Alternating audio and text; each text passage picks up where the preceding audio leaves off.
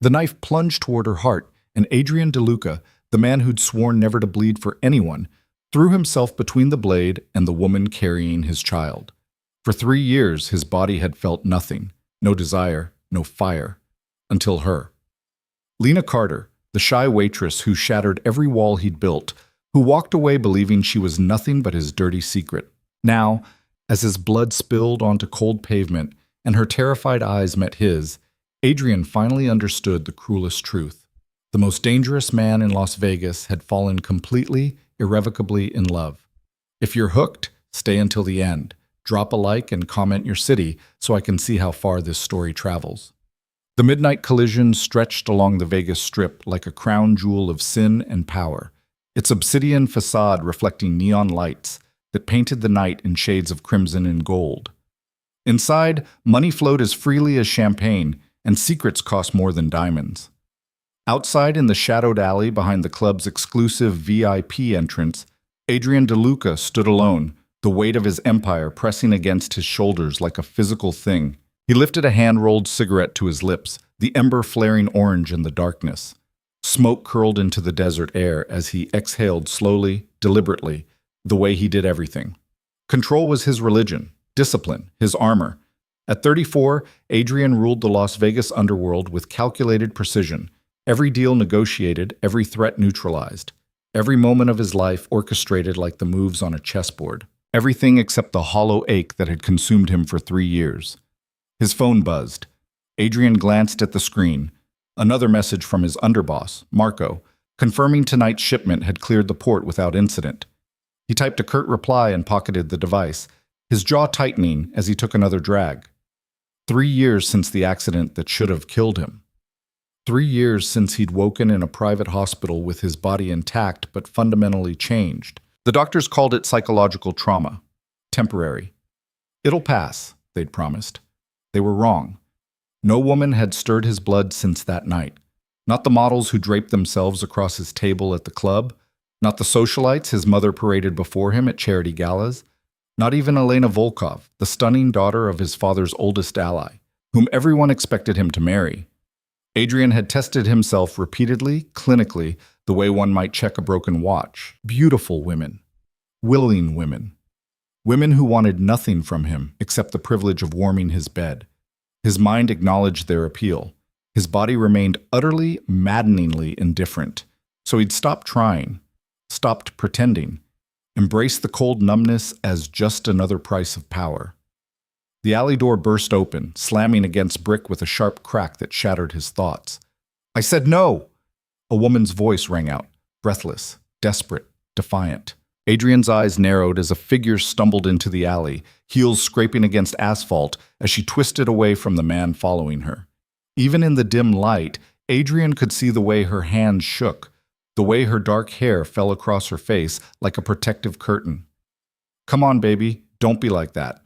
The man, some hedge fund asshole Adrian vaguely recognized from the VIP lounge, grabbed her wrist, yanking her back.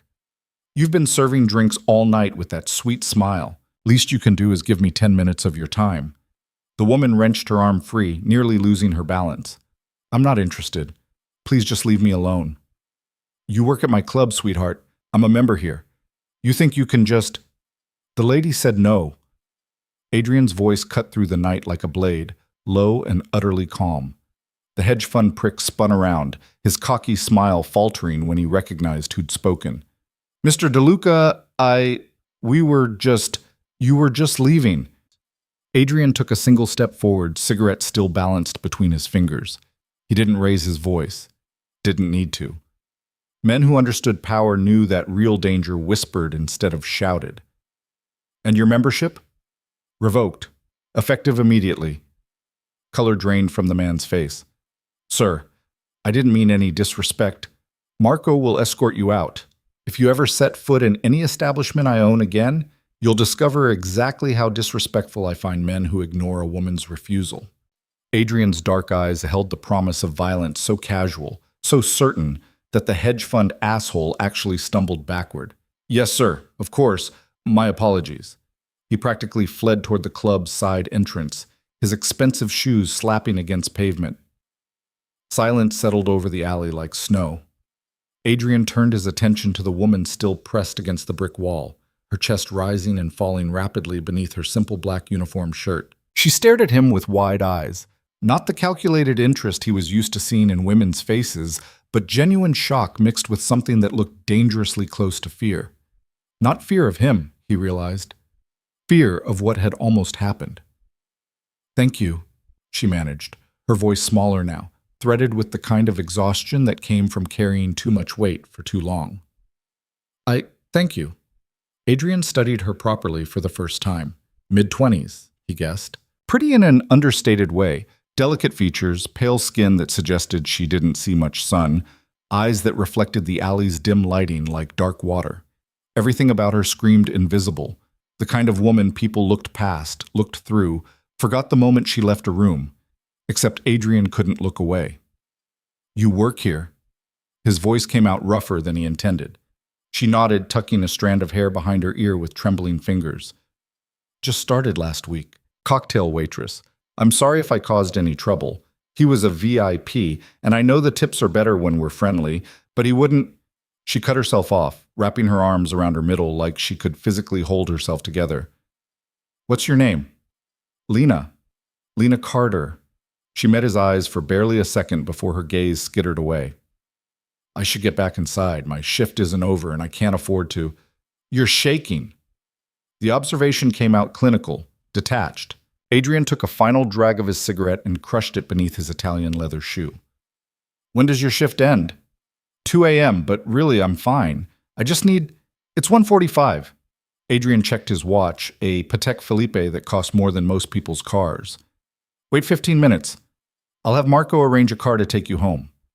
Lena's eyes widened. "That's not necessary. I take the bus." At 2 in the morning, alone, something sharp edged into his tone. "After what just happened?" She flinched, and Adrian forced himself to soften his voice, a skill he'd almost forgotten he possessed. "It's late. The streets aren't safe. Consider it an apology for my club allowing that situation to occur in the first place." He pulled out his phone, already typing a message to Marco. "Where do you live?" Lena hesitated, her fingers twisting together. For a long moment, Adrian thought she might refuse, might choose the bus and its dangers over accepting help from a stranger, even a stranger who owned the club where she worked. "Henderson," she finally whispered. "The apartment's near Valley View. Building C." Adrian knew the area, knew it was a 40-minute bus ride from the Strip, through neighborhoods that got rougher with every mile. Knew the apartments she referenced were the kind with broken security gates and flickering hallway lights, cheap enough for people barely scraping by, expensive enough to keep them trapped. He finished his message and pocketed the phone. "Done. A driver will meet you at the employee entrance in 20 minutes. "I don't know how to thank you, Mr. She stopped, realization dawning across her features. "You're the owner of the club, of everything." Adrian. The name left his mouth before he could question why he was offering it. He never introduced himself by first name to employees. Kept that wall firmly in place. "Adrian," Lena repeated, testing the syllables like they might burn her tongue. "Thank you, really. I'll pay you back for the ride somehow." "That won't be necessary." He turned toward the door, already regretting the impulse that had made him linger this long. He had security staff to handle situations like this, managers whose job it was to ensure employee safety. He should have delegated and walked away the moment that asshole ran off. But his hand was on the door handle when he heard it, a soft, broken sound that barely qualified as a laugh. "I really can't afford to lose this job," Lena said, more to herself than to him. "Not after everything. I just need to last 3 months. 3 months to save enough for first, last, and deposit somewhere new, somewhere he can't find me." Adrian went still. "He?" The question emerged harder than he meant it to, and Lena's expression shuddered immediately. "Nothing. Nobody. I'm sorry, I shouldn't have said, I'm really tired and I'm babbling, and you've already been so kind. Someone is looking for you." Adrian stated it as fact, not question. He'd spent too many years reading people, identifying threats, cataloging vulnerabilities. Her fear had layers he hadn't initially noticed. "Someone you're afraid of." Lena's throat worked as she swallowed. "It's complicated." "Complicated how?" The kind of complicated that's none of your business, Mr. DeLuca. Steel entered her voice, quiet steel, but steel nonetheless. I appreciate your help tonight. Truly. But my personal life is my own problem. There it was again, that flash of strength wrapped in softness. Most people cowered when Adrian pressed them.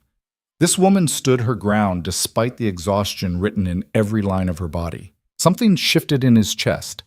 Not attraction. He'd forgotten what that felt like. But interest, perhaps.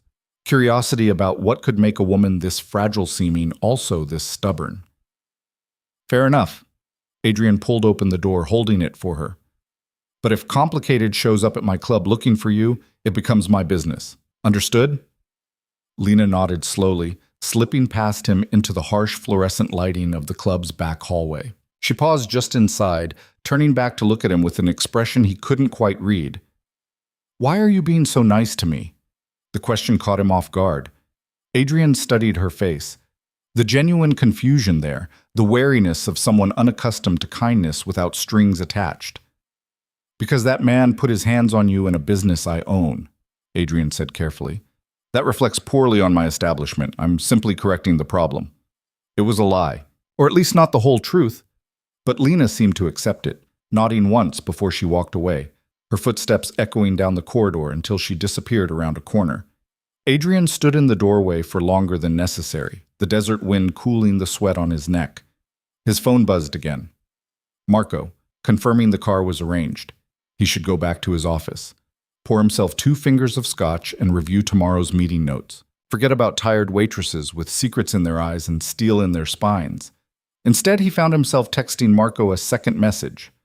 Pull the employee file for Lena Carter, background check, full report on my desk by morning. Then, because he was Adrian DeLuca and he always covered his bases, he added, and increase security on all club entrances. Anyone asks about her, I want to know immediately. The apartment building looked worse than Adrian remembered. He sat in his blacked-out Escalade across the street at 2:30 in the morning, watching through tinted windows as Lena climbed out of the sedan he'd arranged. She thanked the driver, actually thanked him, like riding in a clean car with working air conditioning was some kind of gift, and hurried toward Building C's entrance. Adrian told himself he was simply ensuring his employee arrived safely, that it was good business practice to verify the security measures he'd put in place were effective. He told himself he'd leave as soon as she disappeared inside. But he watched her fumble with the broken security gate, saw the way she glanced over her shoulder twice before finally getting it open, saw the single light flickering in the third-floor hallway as she climbed stairs Adrian knew would be littered with cigarette butts and worse. His jaw tightened. Marco's preliminary report had arrived an hour ago, painting a picture Adrian found difficult to reconcile with the woman he'd met in the alley. Lena Marie Carter, 24 years old. Bachelor's degree in English literature from UNLV. Graduated summa cum laude 3 years ago. No criminal record. No outstanding warrants. Previous employment? Substitute teacher, bookstore clerk, freelance editor. Current employment. Midnight collision, 1 week. Convenience store, 6 months. 2 cleaning service jobs, sporadic. Current residence, Henderson, Building C, apartment 312. Rent, 6 months overdue. Eviction notice pending. Personal details. Mother deceased, cancer, 5 years ago. Father deceased, heart attack 2 years ago.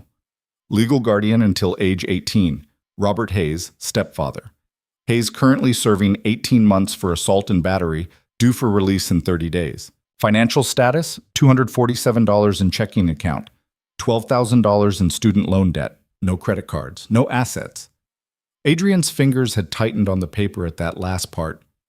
Robert Hayes, the complicated she didn't want to discuss.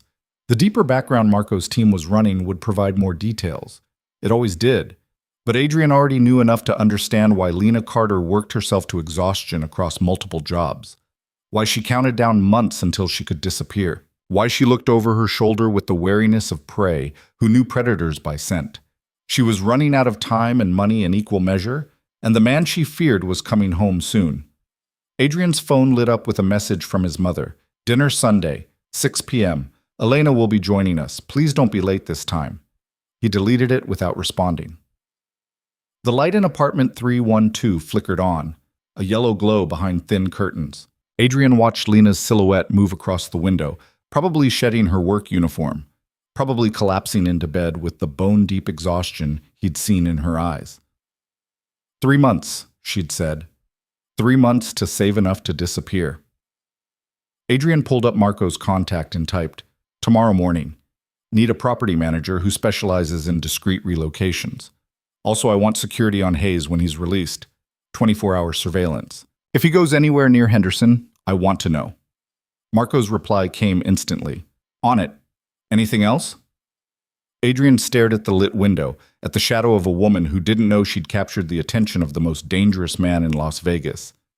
"Not yet," he typed, "but keep Carter's file updated, daily." He signaled his driver and the Escalade pulled away from the curb, leaving Henderson's broken streetlights and desperate dreams behind. Lena didn't see Adrian DeLuca for 5 days. She told herself it was relief. The owner of the midnight collision had better things to do than check on exhausted cocktail waitresses he'd rescued from grabby customers.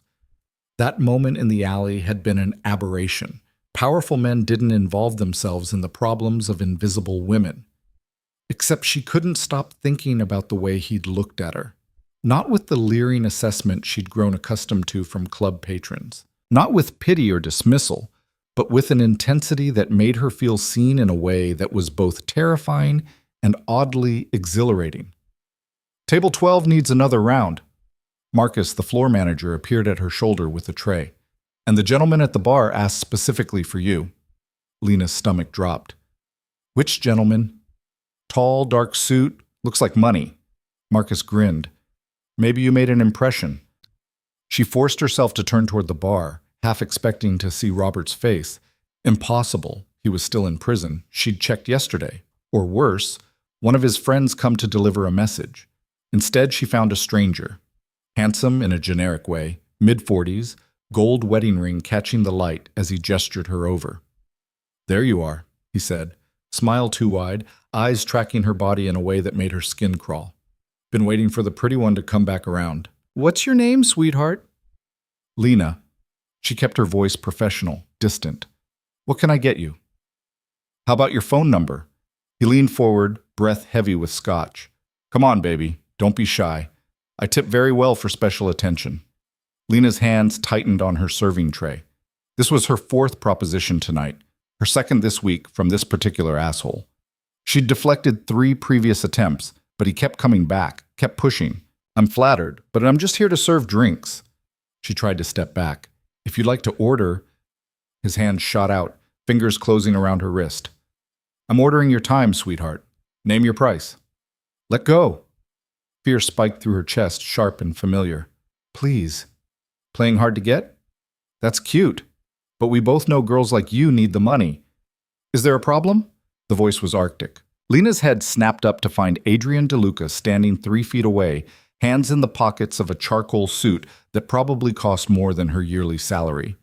His dark eyes fixed on the man's hand gripping her wrist with an expression that promised violence. The drunk released her immediately, hands raising in surrender. "Mr. DeLuca, I was just leaving." Adrian didn't raise his voice. Didn't need to. Permanently. "Sir, I didn't mean..." "Security will collect your membership card at the door." Adrian's gaze never wavered. "You have 60 seconds to exit the building. After that, I stop being polite." The man fled. Silence stretched between them, broken only by the club's pulsing music. Lena rubbed her wrist, fighting the tremor in her hands. Around them, other patrons had noticed the exchange, whispers spreading like wildfire. "Thank you," she managed. "Again." Adrian's jaw tightened. "My office. Now!" It wasn't a request. Lena followed him through the club, acutely aware of the curious eyes tracking their progress. Adrian moved through the crowd like a shark through shallow water, people partying instinctively, sensing danger, even if they couldn't articulate its source. His office occupied the top floor, all glass and steel, with a view of the strip that stole her breath. Adrian closed the door behind them, the club's noise immediately muted to a distant pulse. "Sit." He gestured to one of the leather chairs facing his desk. Lena perched on the edge, her back rigid. If this is about what just happened, I didn't encourage. This is about you working yourself to death. Adrian moved to the bar cart, pouring amber liquid into 2 glasses. He set one in front of her. Drink. She stared at the scotch. I'm still on shift. Your shift just ended. He settled into the chair across from her, his own glass untouched. I've been reviewing the schedule. You're working 6 days a week here, plus 2 other jobs. When exactly do you sleep, Lena? Heat crawled up her neck. How do you... I know everything that happens in my businesses. His eyes held hers, unyielding, including when my employees are putting themselves at risk. I'm fine. You're exhausted. You nearly collapsed serving drinks yesterday. Don't think I didn't notice. And tonight makes the 5th time in a week that someone has harassed you on my floor. It's part of the job. No. The word cracked like a whip. It's not. And it won't be. Not anymore. Lena's breath caught. What does that mean? Adrian leaned forward, elbows on his knees, close enough that she could smell his cologne, something dark and expensive that made her head spin.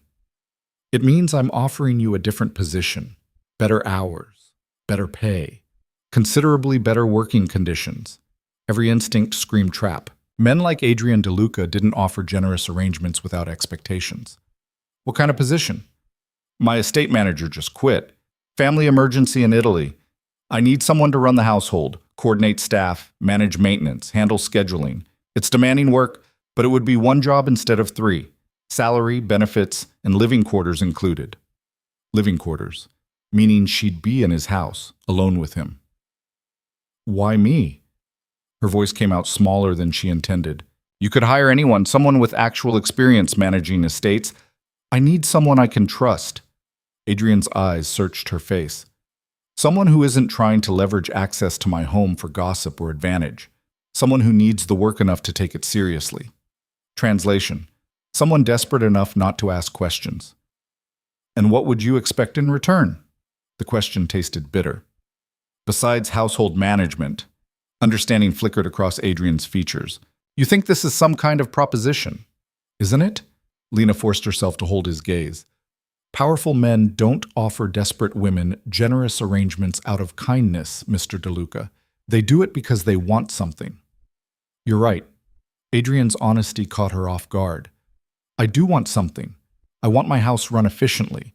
I want to stop worrying that you're going to pass out from exhaustion or get assaulted by another drunk asshole who thinks your smile is an invitation.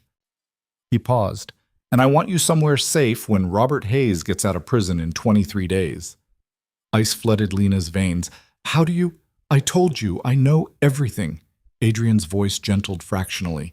Including that your stepfather is violent, that you're counting down days until you can disappear, that you're drowning in debt and running out of options. Tears burned behind Lena's eyes. She blinked them back furiously. You investigated me.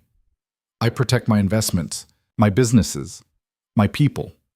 He said it simply, like stalking his employees was perfectly reasonable. You work for me now, Lena. That makes you my responsibility. I'm not your anything. But her voice shook, betraying the lie. She was exactly what he said, drowning, desperate, running out of time. Adrian stood, moving to the window with his hands in his pockets. His reflection in the glass looked carved from stone, beautiful and terrifying in equal measure. The estate position is real. Legitimate work for legitimate pay. You'd have your own quarters, a full apartment, completely separate from mine.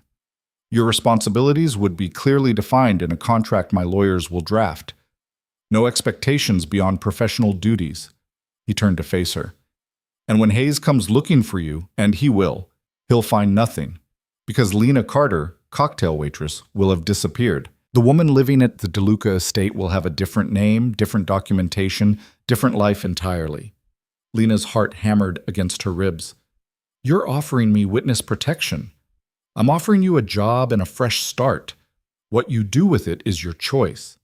Adrian's dark eyes held hers. But the offer expires when you walk out that door. Accept now or handle Hayes on your own in 3 weeks. It was manipulation. Calculated and cold, and undoubtedly meant to corner her into accepting. It was also her only real option. What about references? She whispered. Background checks? I don't have estate management experience. You have a degree in English literature, which means you can write, research, and think critically. You've worked retail and service jobs, which means you understand customer relations and scheduling. You're organized enough to juggle 3 positions simultaneously. Adrian's mouth curved slightly. And you're smart enough to know when someone's offering you a lifeline. That's all the qualification I need. Lena stared at the scotch she still hadn't touched, her mind racing through possibilities and consequences. Living in Adrian DeLuca's house, working for a man whose reputation was built on violence and control, disappearing into a life that wasn't quite hers, or staying in Henderson, waiting for Robert to show up drunk and furious at her door. If I accept, she said slowly, and things don't work out, if I want to leave, then you leave. I'll provide a severance package and references that will get you hired anywhere in the city. Adrian pulled a card from his pocket and set it on the desk between them. But I suspect you won't want to leave. The certainty in his voice raised goosebumps on her arms. You seem very sure of that. I'm sure of very few things, Lena. Something flickered across his features, something almost vulnerable before his expression shuddered. But I'm sure that you deserve better than what you're getting, and I'm sure that I can provide it. She picked up the scotch and drained it in one burning swallow, the liquor scorching her throat and steadying her nerves. When she set down the glass, her hand was almost steady. When would I start? Adrian's estate sat in the hills northwest of the city, a sprawling modern fortress of glass and stone that looked like it had been carved from the desert itself. Lena pressed her forehead against the town car's window as they climbed the winding drive, her meager possessions packed into 2 garbage bags on the seat beside her. 2 days. That's all it had taken to transform her life. 2 days for Adrian's lawyers to draft contracts. 2 days for his security team to create her new identity, Elena Martinez, estate manager, with documentation so perfect it would fool federal databases. 2 days to erase Lena Carter from Henderson and install someone new in her place. The car stopped beneath a covered portico. Before Lena could reach for the door, it opened from outside. A woman in her 60s with steel-gray hair and sharp eyes. You must be Elena. The woman's voice carried a faint European accent. I'm Sophia Rossi. I manage the household staff. Welcome. Lena climbed out, suddenly hyper-aware of her thrift store jeans and worn sneakers. Thank you. And please call me Lena. Elena feels too formal? Sophia's expression softened. Mr. DeLuca mentioned you prefer your given name. Come, I'll show you to your quarters. The estate was even more impressive inside. Soaring ceilings, art that probably cost more than Lena's education, furniture that looked designer without being ostentatious. Everything whispered wealth so old and established it didn't need to shout. Mr. DeLuca maintains a staff of 12, Sophia explained as they walked. Housekeeping, groundskeeping, security, chef. Most live off property and work set schedules. Your role is to coordinate everyone, make sure the house runs smoothly, handle any issues, manage Mr. DeLuca's personal schedule when required. They climbed a curved staircase to the 2nd floor, then down a hallway lined with windows overlooking the desert. Sophia stopped at a door near the end. Your apartment. She handed Lena a key. Mr. DeLuca wanted you to have complete privacy. This wing is yours exclusively. Bedroom, bathroom, sitting room, small kitchen. The main house is through that door. She gestured to a second entrance. But you're under no obligation to use it outside working hours. Lena unlocked the door and stepped into a space that stole her breath. Sunlight streamed through floor-to-ceiling windows, illuminating furniture that managed to be both elegant and comfortable. The bedroom beyond held a bed larger than her entire Henderson apartment, dressed in linens that looked like they'd been woven from clouds. This is too much, she whispered. This is appropriate for the estate manager of a property this size. Sophia's tone brooked no argument. Mr. DeLuca expects his staff to be comfortable. Dinner is at 7 if you'd like to join us in the staff dining room. Good opportunity to meet everyone, otherwise the kitchen is fully stocked. She paused at the door. Welcome home, Lena. Home. Lena waited until Sophia's footsteps faded before she locked both doors and collapsed onto the bed, her garbage bags still sitting by the entrance like refugees from her old life. What had she done? She didn't see Adrian for 3 days. Sophia explained he was handling business in Los Angeles, would be back Friday. In the meantime, Lena should familiarize herself with the estate, review staff schedules, begin learning the systems. Lena threw herself into the work with desperate focus, learned that the head of security, Victor, spoke 4 languages and had been with Adrian for 12 years, that the chef, Pierre, threw dramatic tantrums but produced food that tasted like poetry, that the housekeeping staff rotated on a complex schedule designed to ensure the 20,000 square foot estate remained pristine without anyone working excessive hours. She also learned that Adrian DeLuca's home reflected its owner, controlled, precise, revealing nothing. No family photos, no personal mementos, just expensive art and furniture arranged with mathematical precision. The only space that felt remotely human was his study, a massive room lined with books, many of them first editions worth small fortunes. Lena found herself drawn there in the evenings, running her fingers along spines and wondering what kind of man amassed a library this extensive, but never displayed anything personal. Friday evening, she was reviewing next week's maintenance schedule when Sophia appeared in her office doorway. "Mr. DeLuca has returned. He'd like to see you in his study." Lena's pulse kicked up. "Now?" "When convenient." Sophia's eyes held understanding. "He's not a monster, Lena. Whatever you're imagining, the reality is likely less dramatic." But when Lena knocked on the study door 10 minutes later, her hands were shaking. "Come in." Adrian sat behind a massive desk, still wearing his suit despite the late hour. He looked tired, shadows under his eyes that hadn't been there before, tension in his shoulders that spoke of too much stress carried too long. "Lena," he gestured to the chair across from him. "How was your first week?" She perched on the edge, fingers twisting together. "Good. Everyone's been very welcoming. The systems are more complex than I expected, but I think I'm getting the hang of—" "Relax." Adrian's mouth curved slightly. "This isn't a performance review. I wanted to check that you're settling in, that the living quarters are adequate." "They're more than adequate. She struggled for words. "I've never had this much space to myself. This much quiet." Something shifted in his expression. "Good. You needed the quiet." Silence stretched between them. Lena's eyes drifted to the books lining the walls. Everything from classical literature to modern philosophy, technical manuals to poetry. "You're a reader," Adrian observed. "Sophia mentioned you spend your evenings here." Heat crawled up her neck. "I'm sorry, I didn't mean to intrude on your private space. I wouldn't have given you access if I minded." He stood, moving to pour himself a drink. "Do you read?" "When I have time, which hasn't been often lately." Lena's eyes tracked him as he moved. The economical grace in every gesture, the coiled strength beneath expensive fabric.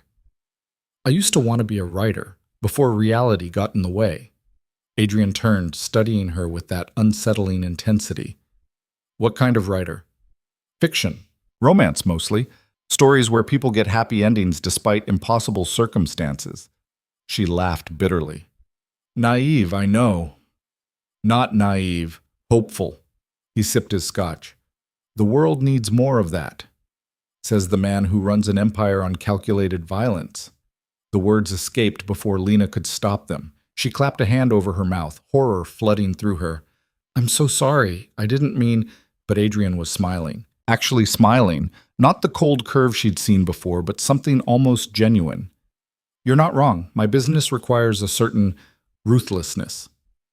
He returned to his desk, that brief moment of humor fading. "But I've never pretended to be something I'm not. I don't deal in false hope or empty promises. When I give my word, I keep it." "Is that what you're doing? Keeping your word by hiring me?" "I'm keeping my word by protecting what's mine." Adrian's eyes held hers. "And you're mine now, Lena. My employee. My responsibility. Which means Hayes will have to go through me to get to you." Possessiveness edged his tone, not romantic, but territorial. Like she was a piece on his chessboard that he'd claimed and now defended. It should have frightened her. Instead, for the first time in months, Lena felt something dangerously close to safe. "Thank you," she whispered, "for all of this. I know I haven't earned—" "You'll earn it." Adrian's voice held absolute certainty. "I don't make mistakes about people, Lena. You'll prove yourself more than capable. She stood to leave, but his voice stopped her at the door. Lena, there's a benefit dinner next Friday. Black tie, very tedious. I need you there to handle logistics. Make sure everything runs smoothly. It was a reasonable request, part of her job. So why did his dark eyes hold something that felt like a test? Of course, she agreed. I'll make sure everything's perfect. I know you will.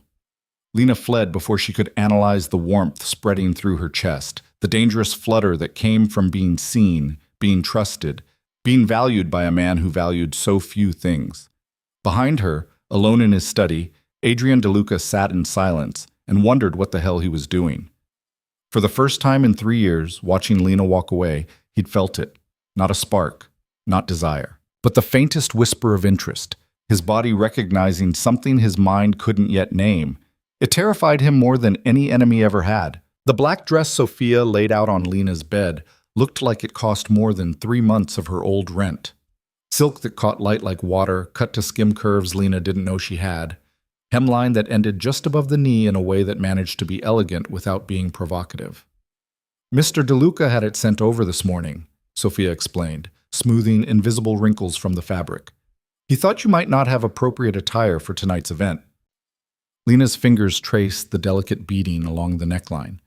This is too much. I can't accept. It's a uniform, essentially, part of representing the estate properly. Sophia's tone left no room for argument. The shoes and accessories are in the closet. Hair and makeup team arrives at 5. Hair and makeup team? Lena's voice climbed an octave. Sophia, I'm just coordinating logistics. I'll be behind the scenes.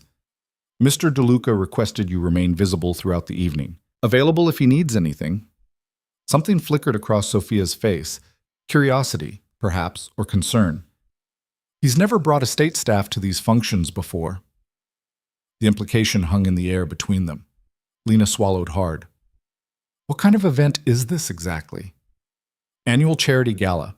500 guests, most of them from Las Vegas's most prominent families, business associates, politicians, people who matter. Sophia moved toward the door, pausing on the threshold. People who will notice you standing beside Adrian DeLuca. Be prepared for that attention. After she left, Lena sank onto the bed, the silk dress pooling across her lap like liquid midnight. What was Adrian doing? Estate managers didn't attend black tie galas. They didn't get custom designer gowns and professional styling. They certainly didn't stand beside their employers in front of 500 people who mattered. Unless this was never really about estate management at all. The thought sent ice through her veins, followed immediately by something warmer and infinitely more dangerous. She'd spent 2 weeks living in Adrian's house, managing his schedules, coordinating his staff. 2 weeks of brief encounters in hallways, professional exchanges in his study, careful distance maintained on both sides. 2 weeks of catching him watching her with an expression she couldn't read. And now he wanted her beside him, visible, dressed like she belonged in his world. Lena looked at herself in the mirror. Exhaustion still shadowed her eyes, but the haunted desperation had faded. 2 weeks of regular sleep, proper meals, safety from Robert's impending release had transformed her in ways that went beyond the physical. She looked like someone who might actually deserve the dress on her bed. The realization terrified her. The ballroom of the Venetian glittered like something from a fever dream, crystal chandeliers casting prisms across marble floors, ice sculptures melting slowly beside champagne fountains, women dripping diamonds and men wearing power like expensive cologne. Lena stood near the entrance, her new heels already pinching, and felt catastrophically out of place. You look beautiful. Adrian's voice came from behind her, low enough that only she could hear. Lena turned and nearly forgot how to breathe. He'd always been handsome in that cold, untouchable way. But Adrian DeLuca in a custom tuxedo, bow tie slightly loosened, dark hair swept back to reveal the sharp angles of his face. He was devastating. The kind of beautiful that made women stupid and men nervous. Thank you, she managed. You clean up pretty well yourself.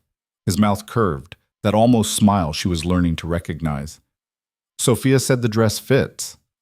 It's perfect. Too perfect. I don't know how I'll ever consider it a bonus. Adrian's eyes traveled over her slowly, cataloging details with an intensity that raised goosebumps along her arms. Not leering, clinical almost, like he was studying a puzzle he couldn't quite solve. I need you to stay close tonight. There are people here I don't trust, and I want someone watching who isn't on my usual security team. You want me to spy? I want you to observe. Notice who talks to whom, who seems nervous, who's trying too hard to get my attention. He offered his arm. Can you do that?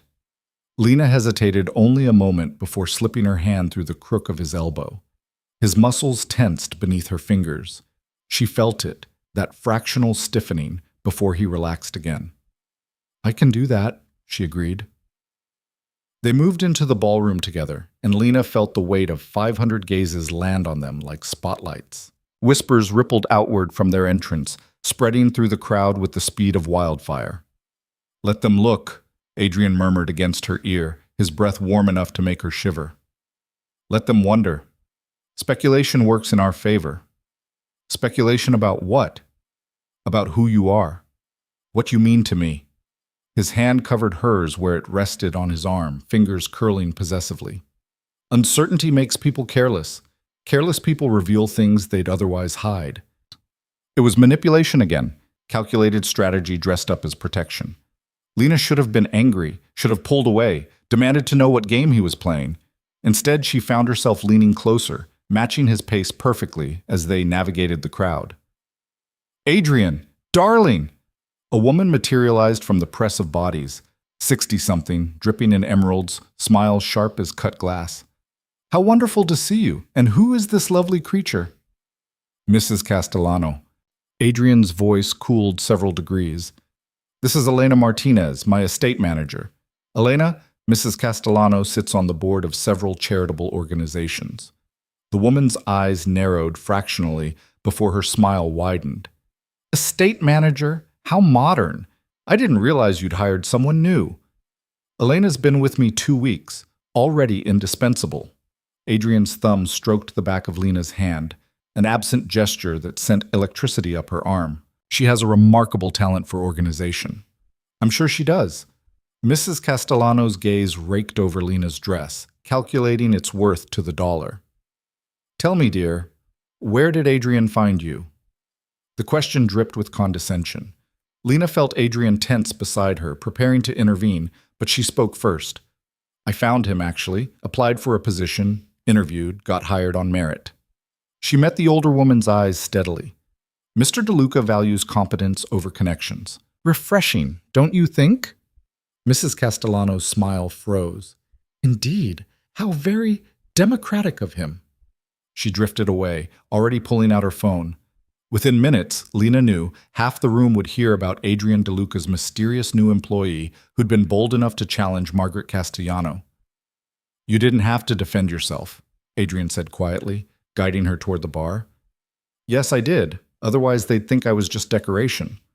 Lena accepted a champagne flute from the bartender, grateful for something to do with her hands. Which I suppose I am, technically, but I'd rather they respect the decoration.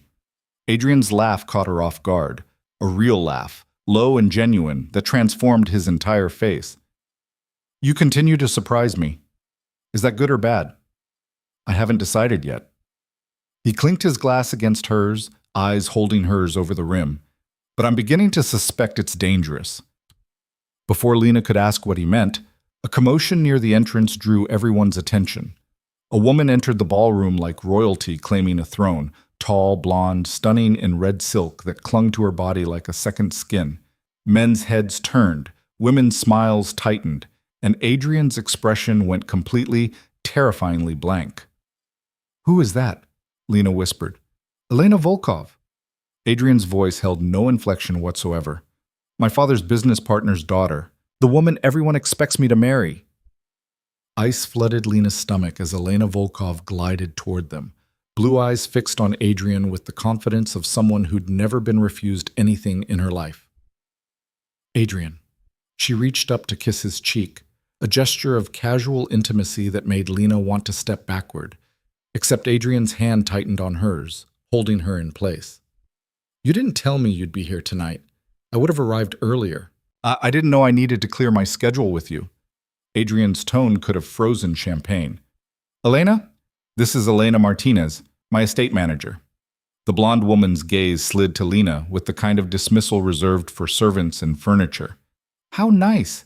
Adrian's finally hired proper help. The last manager was absolutely useless.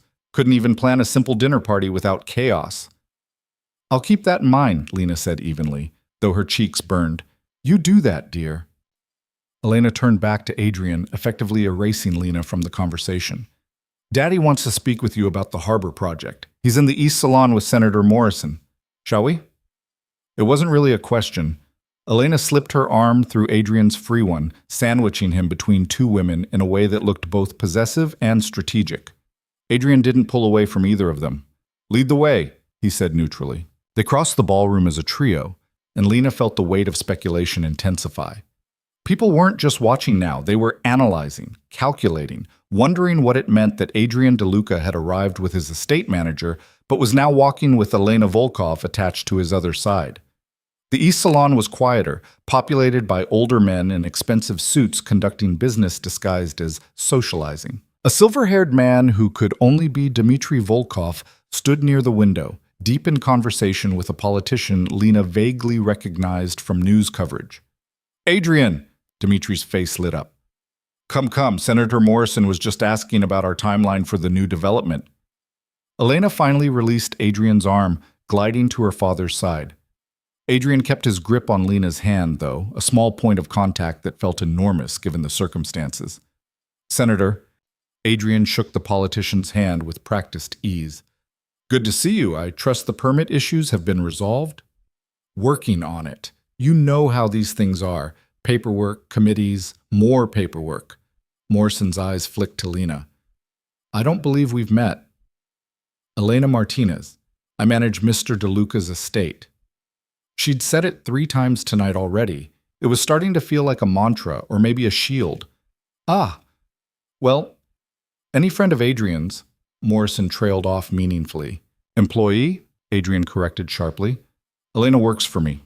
Nothing more, nothing less. The words should have been reassuring. Instead, they landed like a slap, reducing her to exactly what Elena Volkov had implied. Hired help. Easily dismissed. Ultimately irrelevant. Lena's spine straightened.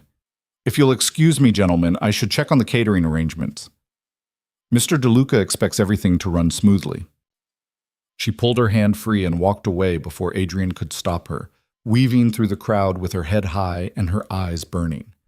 Behind her, she heard Dmitry Volkov's booming laugh. Estate manager! That's what we're calling them now? Adrian, you devil!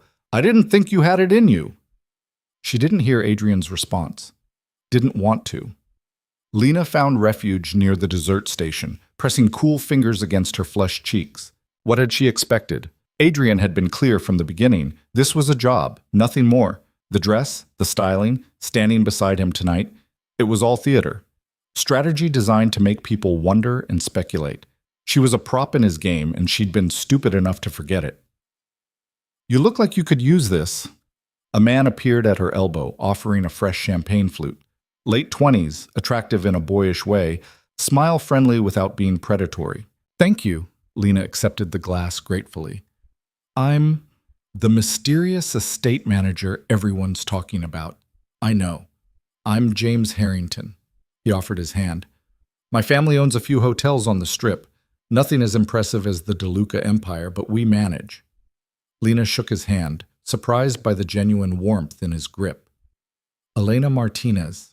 And I think people are making way too big a deal out of my existence. Are they? James leaned against the table, studying her with open curiosity. Adrian DeLuca shows up with a beautiful woman nobody's ever seen before, dressed like she matters, standing beside him like she belongs there. Then Elena Volkov swoops in, staking her claim, and you walk away looking like you've been stabbed. That's premium gossip material. I wasn't stabbed. I was reminded of my place. Lena sipped her champagne, welcoming the bitter fizz. There's a difference.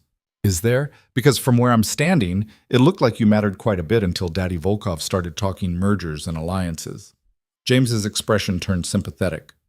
For what it's worth, I think Adrian's an idiot if he's actually planning to marry Elena. That woman has the warmth of a corporate takeover and the charm of a tax audit. Despite herself, Lena laughed. That's a vivid description. I'm a vivid guy. James grinned. Also, I should probably mention that Adrian's been staring at us for the past 30 seconds with an expression that suggests he's mentally planning my murder. So if I suddenly disappear, tell the police to check the desert. Lena's head snapped up. Across the ballroom, Adrian stood with the Volkovs and Senator Morrison, but his attention had clearly drifted, his dark eyes fixed on her and James with an intensity that sent heat crawling up her neck. He's probably just making sure I'm doing my job, she said weakly. Right, and I'm probably the Pope. James straightened, squaring his shoulders like a man preparing for battle. Well, if I'm going to die tonight, might as well make it count. Would you like to dance, Elena Martinez? I don't think that's a good idea. Come on, you've been standing at attention all night like a soldier on guard duty. One dance. Let him see that his estate manager has other options. It was petty, possibly stupid, definitely unprofessional. Lena took James's offered hand. One dance. The orchestra was playing something slow and elegant as James led her onto the floor. He was a decent dancer, confident without being showy, leading her through the steps with easy competence. So, he said conversationally, how long have you been in love with him? Lena stumbled. James caught her smoothly, his smile apologetic. Sorry, too direct. Occupational hazard? I spend too much time in boardrooms where subtlety gets you eaten alive. I'm not in love with Adrian DeLuca, Lena insisted, though her cheeks flamed. I've known him 3 weeks. You can't fall in love with someone in 3 weeks. You can't? James guided her through a turn. My parents met at a charity gala not unlike this one. Engaged within a month, married within 3. Still disgustingly happy 30 years later. He paused. Of course, my father wasn't a ruthless crime lord with emotional constipation and commitment issues, so that probably helped. Adrian's not a crime lord. Please. Everyone knows what he is, what his family built their fortune on. The question isn't whether he's dangerous. It's whether he's dangerous to you specifically. James's expression sobered. Be careful, Elena. Men like Adrian don't know how to care about people without consuming them. Before Lena could respond, a hand closed on James's shoulder, firm enough to stop him mid-step. Cutting in. Adrian's voice held a note of steel that made James release Lena immediately. Of course, she's all yours. James stepped back with his hands raised in surrender, but his eyes held understanding when they met Lena's. Thanks for the dance, Elena. And remember what I said. Then he was gone, swallowed by the crowd, and Lena stood alone on the dance floor with Adrian DeLuca looking at her like she'd committed treason. What did he say to you? Adrian's hand settled on her waist, pulling her closer than strictly necessary for a waltz. That your family built its fortune on crime, and you have commitment issues. Lena placed her hand on his shoulder, hyper-aware of the heat radiating through his tuxedo jacket. He wasn't wrong, was he? No. Adrian's honesty caught her off guard, but he had no right to discuss my personal life with my employee. Is that what I am? Just an employee? The question escaped before Lena could stop it. Because 5 minutes ago, you introduced me to a senator and your business partner like I was exactly that. Hired help. Nothing more. Something flickered across Adrian's face, something that might have been guilt if he were capable of such an emotion. What did you want me to say? That you're more than that? I want to know what this is. Lena's voice climbed, forcing her to lower it quickly. The dress, the styling, bringing me here tonight. What am I supposed to be, Adrian? Your estate manager? Your date? Your shield against Elena Volkov? I need to know what role I'm playing so I can at least play it correctly. Adrian was silent for a long moment, his hand tightening on her waist as he guided her through the dance. When he finally spoke, his voice was rough. I don't know. The admission clearly cost him. Lena could see it in the tension bracketing his mouth, the way his jaw clenched like he was physically fighting the words. I brought you tonight because I wanted you here, because the thought of attending this circus alone, of standing there while Dmitry Volkov talked about merger timelines and everyone expected me to propose to his daughter. He cut himself off, breathing hard. I wanted someone real beside me, someone who isn't playing a game or angling for advantage. Someone who looks at me like I'm a person instead of a prize to be won. Lena's breath caught. Adrian, but I can't offer you anything beyond what we have. I can't. His hand moved from her waist to her lower back, pressing her closer. close enough that she could feel his heartbeat through layers of silk and expensive fabric.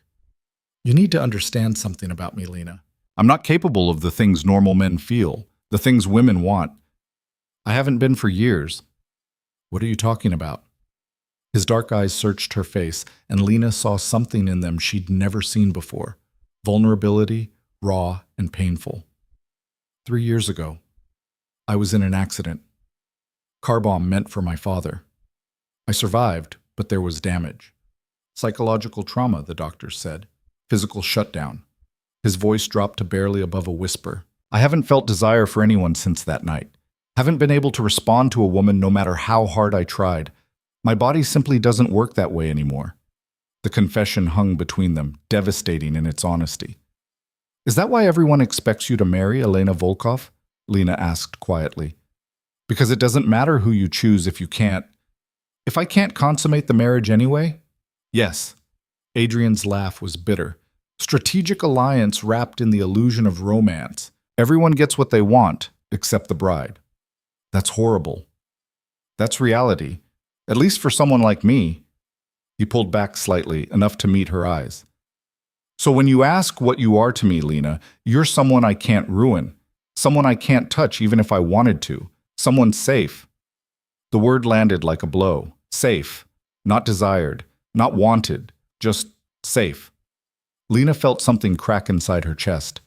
Then why does it feel like you're touching me right now? She whispered. Because he was. His hand splayed across her lower back, fingers pressing against silk with a possessiveness that made her breath catch. His other hand had moved from hers to cup the side of her face, thumb brushing her cheekbone with devastating gentleness. I don't know, Adrian breathed, and for the first time she heard wonder in his voice. Not cold calculation, not strategic planning, just pure, unfiltered shock. I don't know why I want to. I don't know why touching you feels different than touching anyone else. I don't know why watching you dance with Harrington made me want to commit murder. His thumb traced her lower lip, and Lena's entire body went electric. Adrian, I should let you go. Walk away. Fire you tomorrow and make sure you're set up somewhere safe and far away from me. His forehead dropped to hers, their breath mingling in the space between. But I'm not going to, because for the first time in 3 years, Lena, I feel something other than nothing, and I'm too selfish to give that up. The music swelled around them, violins and cellos weaving something beautiful and tragic. Lena knew she should step back, should maintain professional distance, should protect herself from the inevitable heartbreak of caring about a man who just admitted he couldn't care back. Instead, she pressed closer. Then don't, she whispered against his lips. Don't let me go. Adrian's control shattered. She felt it. The moment discipline cracked and something raw and desperate emerged from beneath.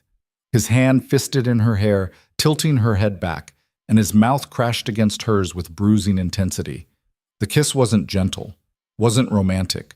It was 3 years of frustration and confusion and desperate need poured into a single point of contact. Lena gasped against his lips and Adrian swallowed the sound, kissing her like she was oxygen and he'd been drowning.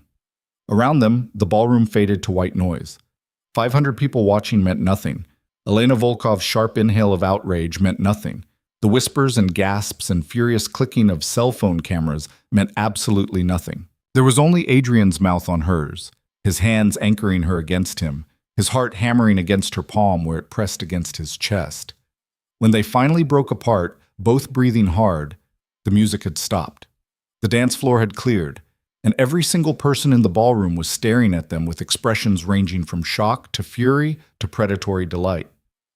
Well, Adrian said, his voice rough but steady, I suppose that answers the question of what you are to me. Lena looked up at him, at the man who'd claimed he felt nothing, who'd kissed her like she was everything. And what's that? Mine. The word came out dark and possessive and absolutely certain. For better or worse, Lena Carter, you're mine. Across the ballroom, Elena Volkov's champagne flute shattered against marble floor. Dmitry Volkov's face had gone purple with rage. And Lena's carefully constructed new life as invisible estate manager, Elena Martinez, burned to ash in the face of 500 witnesses who just watched Adrian DeLuca publicly claim her. She should have been terrified. Instead, wrapped in Adrian's arms with her lips still burning from his kiss, Lena felt something she hadn't experienced in years. Hope. The ride back to the estate happened in silence so thick it felt solid. Adrian sat on one side of the town car, Lena on the other, the leather seat between them, a canyon neither knew how to cross. Outside the tinted windows, Vegas lights blurred into streaks of neon. The city that never slept, that thrived on scandal and spectacle, that would wake up tomorrow morning with their kiss splashed across every gossip site and society column. Lena's phone had buzzed 17 times before she turned it off. Sophia, Victor, numbers she didn't recognize, all of them wanting answers she didn't have. "I'm sorry." Adrian's voice cut through the silence like a blade. Lena's head snapped toward him. "For what?" "For losing control. For kissing you in front of 500 people who will use it against us both. For dragging you into something you didn't sign up for." His jaw was tight enough to shatter. "I should have been stronger. You kissed me because you wanted to." Lena's voice shook, but she forced herself to meet his eyes. "Don't apologize for that. Don't you dare take it back. Wanting isn't enough." Adrian's hands clenched into fists against his thighs. "Wanting doesn't change what I am, what I can't give you. You just told me you haven't felt anything in 3 years. That touching me is different. That—" She cut herself off, afraid to voice the hope building in her chest. "How can you kiss me like that and then act like it meant nothing?" "It meant everything." The confession tore out of him. "That's the problem, Lena. It meant everything, and I still don't know if my body will cooperate. If this feeling will last, or if it'll disappear the moment we're alone and the adrenaline fades." His dark eyes held anguish. "I won't use you to test whether I'm fixed. Won't make you an experiment in my dysfunction." The car pulled through the estate gates. Lena waited until they'd stopped under the portico, until the driver had opened her door and disappeared discreetly, before she spoke. "What if I want to be tested?" She slid across the seat, closing the distance between them. "What if I'm willing to risk being disappointed if it means you might actually feel something real?" Adrian's breath caught. His hand lifted, hovering inches from her face like he was afraid to touch her again. "You don't know what you're asking." "Then tell me." Lena caught his wrist, pressing his palm against her cheek. "Tell me what happens now. Tell me what you want." "I want to take you upstairs." His voice dropped to gravel. "I want to strip that dress off and find out if my body remembers how to worship a woman the way she deserves. I want to learn every sound you make, every place that makes you gasp, every way to make you come apart in my hands." Heat flooded Lena's body, pooling low in her belly. "Then do it. And when nothing happens, when I'm inside you and still feel nothing, when you're underneath me, desperate and wanting, and I can't give you what you need?" Adrian's thumb stroked her cheekbone, the touch devastating in its gentleness. "You'll hate me, or worse, you'll pity me. I can't bear either." Lena understood then. This wasn't about protecting her. It was about protecting himself from the crushing weight of another failure. "I could never hate you," she whispered. "And I already know you're broken, Adrian. You told me. I'm choosing you anyway." His control wavered. She saw it in the way his pupils dilated, the way his breathing roughened, the way his free hand moved to her waist and pulled her closer. "This is a mistake," he said against her hair. "Probably." Lena's fingers found his bow tie, loosening it with trembling hands. "Do you care?" "No." Adrian's mouth found hers again, softer this time, but no less desperate. "Not even a little." They barely made it inside before his hands were in her hair, her back pressed against the foyer wall as Adrian kissed her like he was trying to prove something. To her, to himself, to the universe that had broken him. Lena's fingers worked the buttons of his shirt, needing to feel skin, needing to know this was real. Adrian caught her hands, pressing them above her head with one of his own. "Slow," he commanded, though his voice shook. "We go slow, or I'll lose what little control I have left." "I don't want your control." Lena arched against him, feeling the hard length of him pressed against her hip. He wanted her. His body knew it, even if his mind didn't believe it yet. "I want you. All of you. Broken pieces included." Adrian's forehead dropped to hers, his breath coming in harsh pants. "Upstairs. Now. Before I take you right here where anyone could walk in." He released her hands and Lena immediately reached for him again, but Adrian caught her wrist. "Walk, Lena. You walk up those stairs on your own, or I'll carry you. But either way, we're not stopping until I've proven to both of us that I can make you feel everything I've been dead to for 3 years. Lena walked. Adrian's bedroom was exactly what she'd expected. Massive, minimalist, every surface chosen for function rather than comfort. But the bed dominated the space, king-sized and covered in charcoal silk that probably cost more than a car. Adrian locked the door behind them, the click of the mechanism loud in the charged silence.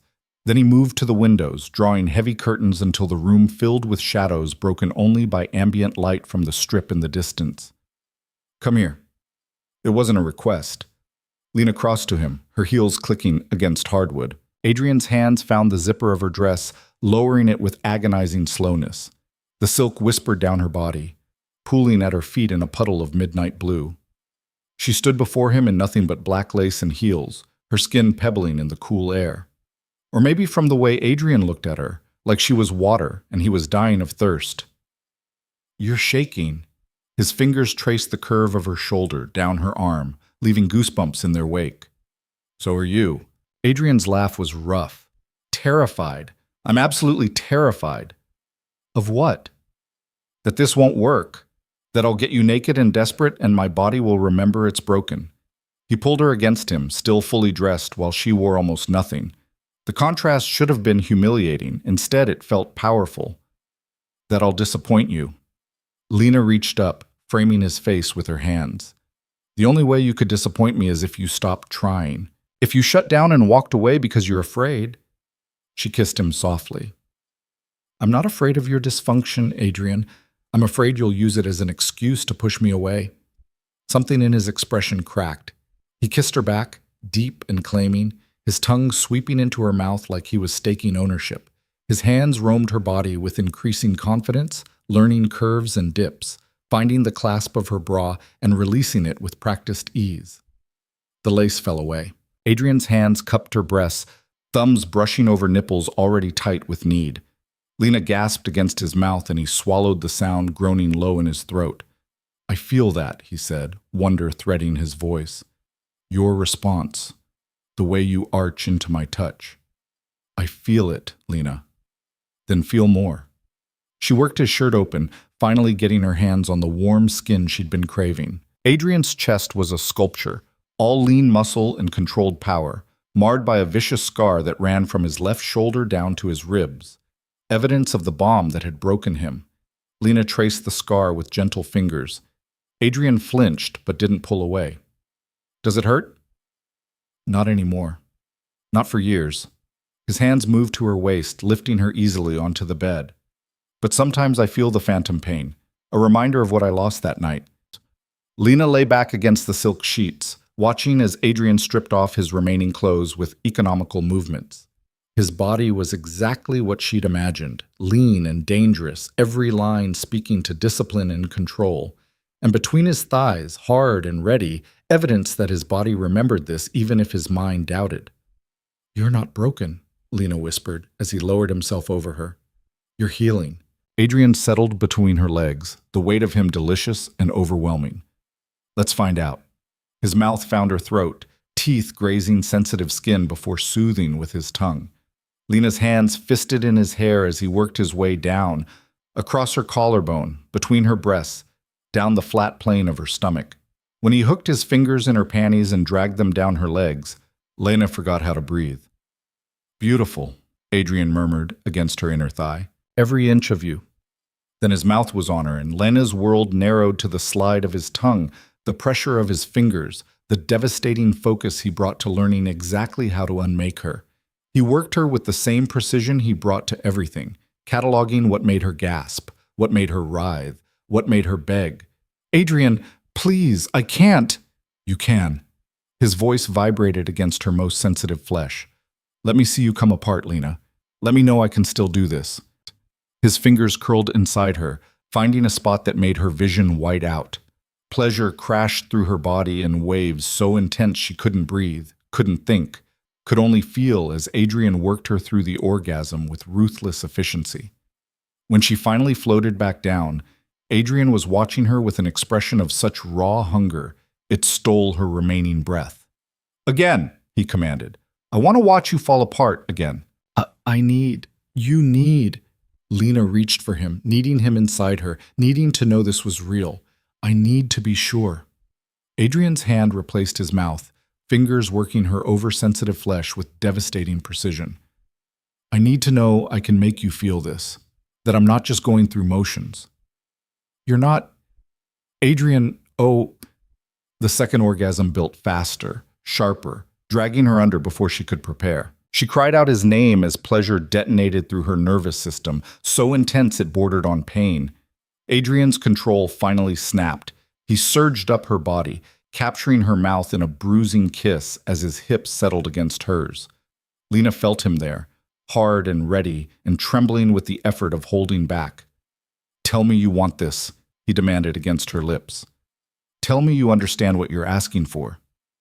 I want you inside me. Lena wrapped her legs around his waist, opening herself completely. I want you to stop thinking and just feel. Please, Adrian, I need you. He entered her in one smooth thrust that punched the air from her lungs. Lena's nails dug into his shoulders as her body adjusted to the intrusion, the fullness, the stretch, the overwhelming rightness of finally being connected to him. Adrian went absolutely still, buried deep inside her, his whole body rigid with tension. I feel it, he breathed, awe and terror and desperate hope warring in his voice. I feel you, tight and hot and perfect around me. I feel everything, Lena. Tears burned Lena's eyes. Then move, please move. Adrian pulled back and thrust home again, groaning like a man receiving absolution. He set a rhythm that was somehow both controlled and desperate, each stroke calculated to drive them both higher while he fought to maintain the connection, to prove to himself this was real. Lena met him thrust for thrust, her body climbing toward a third peak she didn't think was possible. Harder. Don't hold back, I won't break. You might. But Adrian's hips snapped forward with more force, driving deeper. You might break me instead. Then we'll be broken together. Something in those words shattered his remaining restraint. Adrian's hand fisted in her hair, tilting her head back to expose her throat as he pounded into her with abandon. No more calculation, no more control, just raw need, and 3 years of frustration finally finding release. Lena came apart screaming his name, her body clenching around him so tightly she felt him lose rhythm. Adrian followed her over the edge with a shout that sounded like triumph and surrender combined, spilling inside her as his body finally remembered what it meant to feel pleasure instead of numbness. They collapsed together, sweat slicked and breathing hard. Adrian rolled to his side, pulling Lena with him, so they remained connected. His hand stroked her hair with a gentleness that contradicted the rough claiming of moments before. That was... He stopped, searching for words. I don't have words. Perfect? Lena suggested, her voice muffled against his chest. Devastating. Adrian tilted her face up to meet his eyes. I thought I'd never feel that again. Never want someone enough to lose control. Never find someone who made me forget to be careful. His thumb brushed her kiss-swollen lips. You destroyed 3 years of careful numbness in 3 weeks, Lena Carter. That terrifies me more than anything in my world. Good. Lena kissed him softly. You needed to be terrified, needed to feel something other than control. What happens now? The question held vulnerability she'd never heard from him before. Lena considered the wreckage they'd created. Her carefully planned invisibility destroyed by that public kiss. His strategic marriage alliance presumably ruined, both their lives irrevocably tangled. Tomorrow would bring consequences. Dmitry Volkov's rage, Elena Volkov's vengeance, questions from staff, demands from Adrian's family. But right now, wrapped in his arms with her body still humming from his touch, tomorrow felt very far away. Now we sleep, she decided, and tomorrow we figure out how to survive what we started tonight. Adrian's arms tightened around her. I'm not letting you go. Whatever happens, whatever my family demands or Volkov threatens, you're mine. I'm keeping you. It should have sounded possessive, should have raised every red flag about controlling men and dangerous attachments. Instead, it sounded like a promise. Lena woke to sunlight streaming through gaps in the curtains and the sound of Adrian's phone vibrating insistently against the nightstand. She felt him tense beside her, the warmth of his body disappearing as he reached for the device. Marco. Adrian's voice was rough with sleep. What is it? Lena watched his expression shudder as he listened, his jaw tightening with each passing second. When he finally spoke again, his voice had returned to that cold, controlled tone she recognized from their first meeting. Lock it down. No statements to press. No comments to anyone. I'll handle the family. He paused. Yes, she's staying. Anyone who has a problem with that can take it up with me directly. He ended the call and scrubbed a hand over his face. In the morning light, he looked exhausted, shadows under his eyes, tension bracketing his mouth. How bad? Lena asked quietly. Every gossip site in Vegas has photos of us kissing. Elena Volkov's PR team is spinning it as a momentary lapse in judgment on my part. Dmitri is demanding a meeting. Adrian turned to face her, his expression unreadable. My mother called 6 times, my father 4. The rest of my family is having a collective meltdown. Because you kissed someone they didn't approve of. Because I publicly humiliated the Volkovs, jeopardized a business alliance worth hundreds of millions, and claimed a woman nobody knows anything about. His fingers traced the curve of her shoulder. They'll investigate you, Lena. Dig into your past. Find out about Robert Hayes and your real name and every secret you're running from. Ice flooded her veins. Robert gets out in 2 weeks. I know, Marco's already arranged for surveillance. The moment Hayes is released, we'll know where he goes, who he talks to, what he's planning. Adrian's hand moved to cup her face. He won't get near you, I promise. You can't promise that. You don't know what he's capable of. Neither does he know what I'm capable of. Adrian's voice dropped to something dark and deadly. If Hayes comes after you, he'll discover exactly why people fear the DeLuca name. I protect what's mine, Lena. Always. There was that word again. Mine. Branding her as his possession, even as he claimed to offer protection.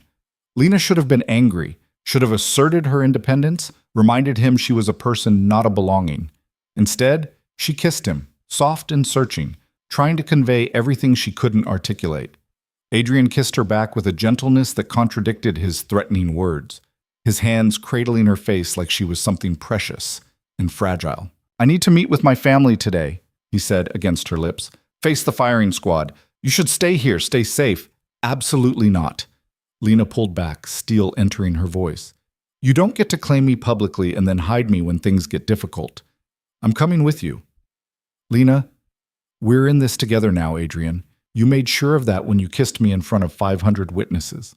She climbed out of bed, gloriously naked and utterly unashamed.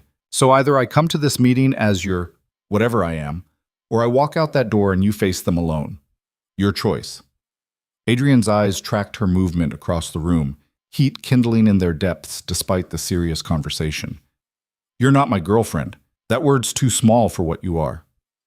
Then what am I? Mine. He rose from the bed, stalking toward her with predatory grace.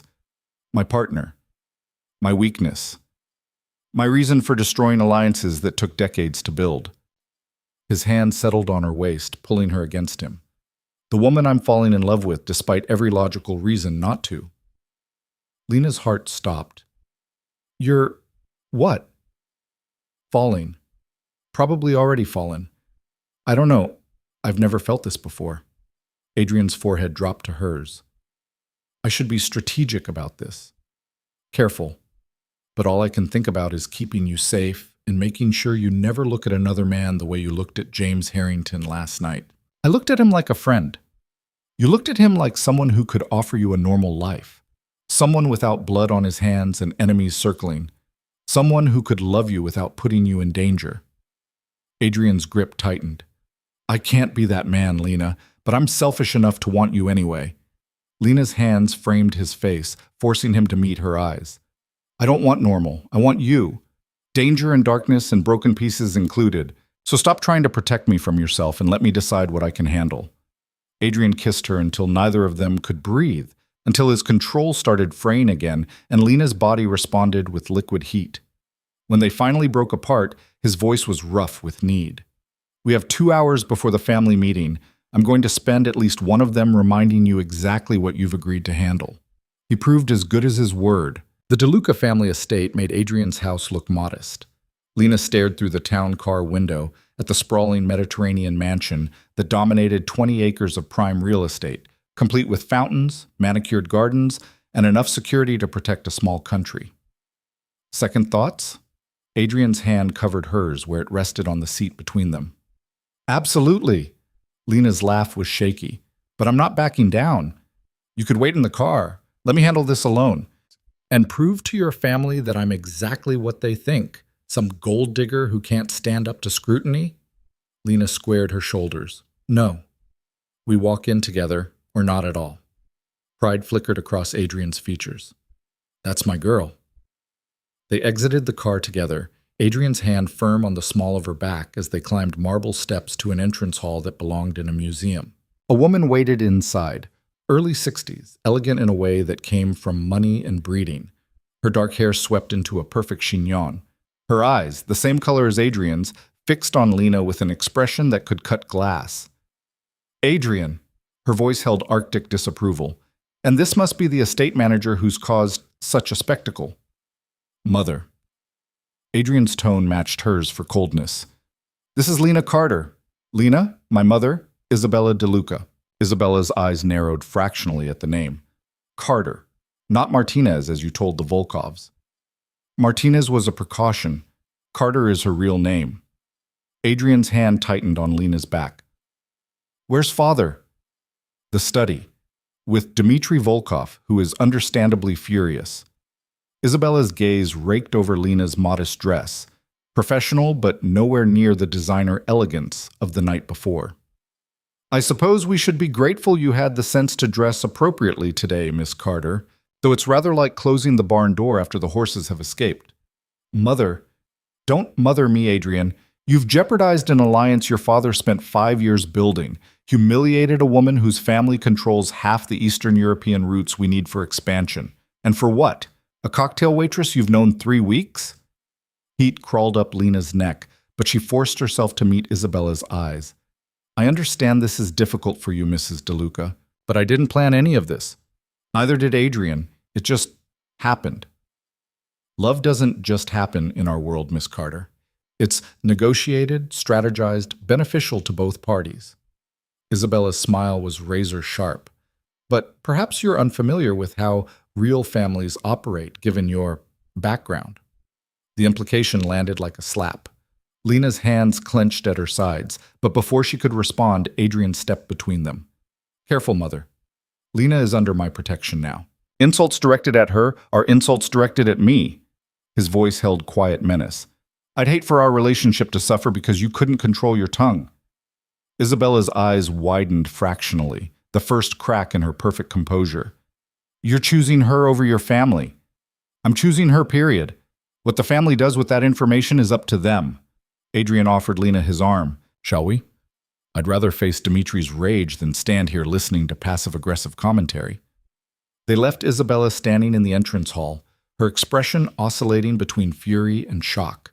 Lena's heart hammered as Adrian led her through corridors lined with family portraits, generations of DeLucas staring down with varying degrees of judgment. I'm sorry, she whispered. I didn't mean to come between you and your mother. You didn't. She did by attacking you. Adrian paused outside an ornate wooden door, his hand on the handle. Last chance to wait outside, Lena. What happens beyond this door won't be pleasant. I'm not leaving you. Then stay close. Don't let anything they say make you doubt us. He kissed her forehead gently. And remember, I chose you.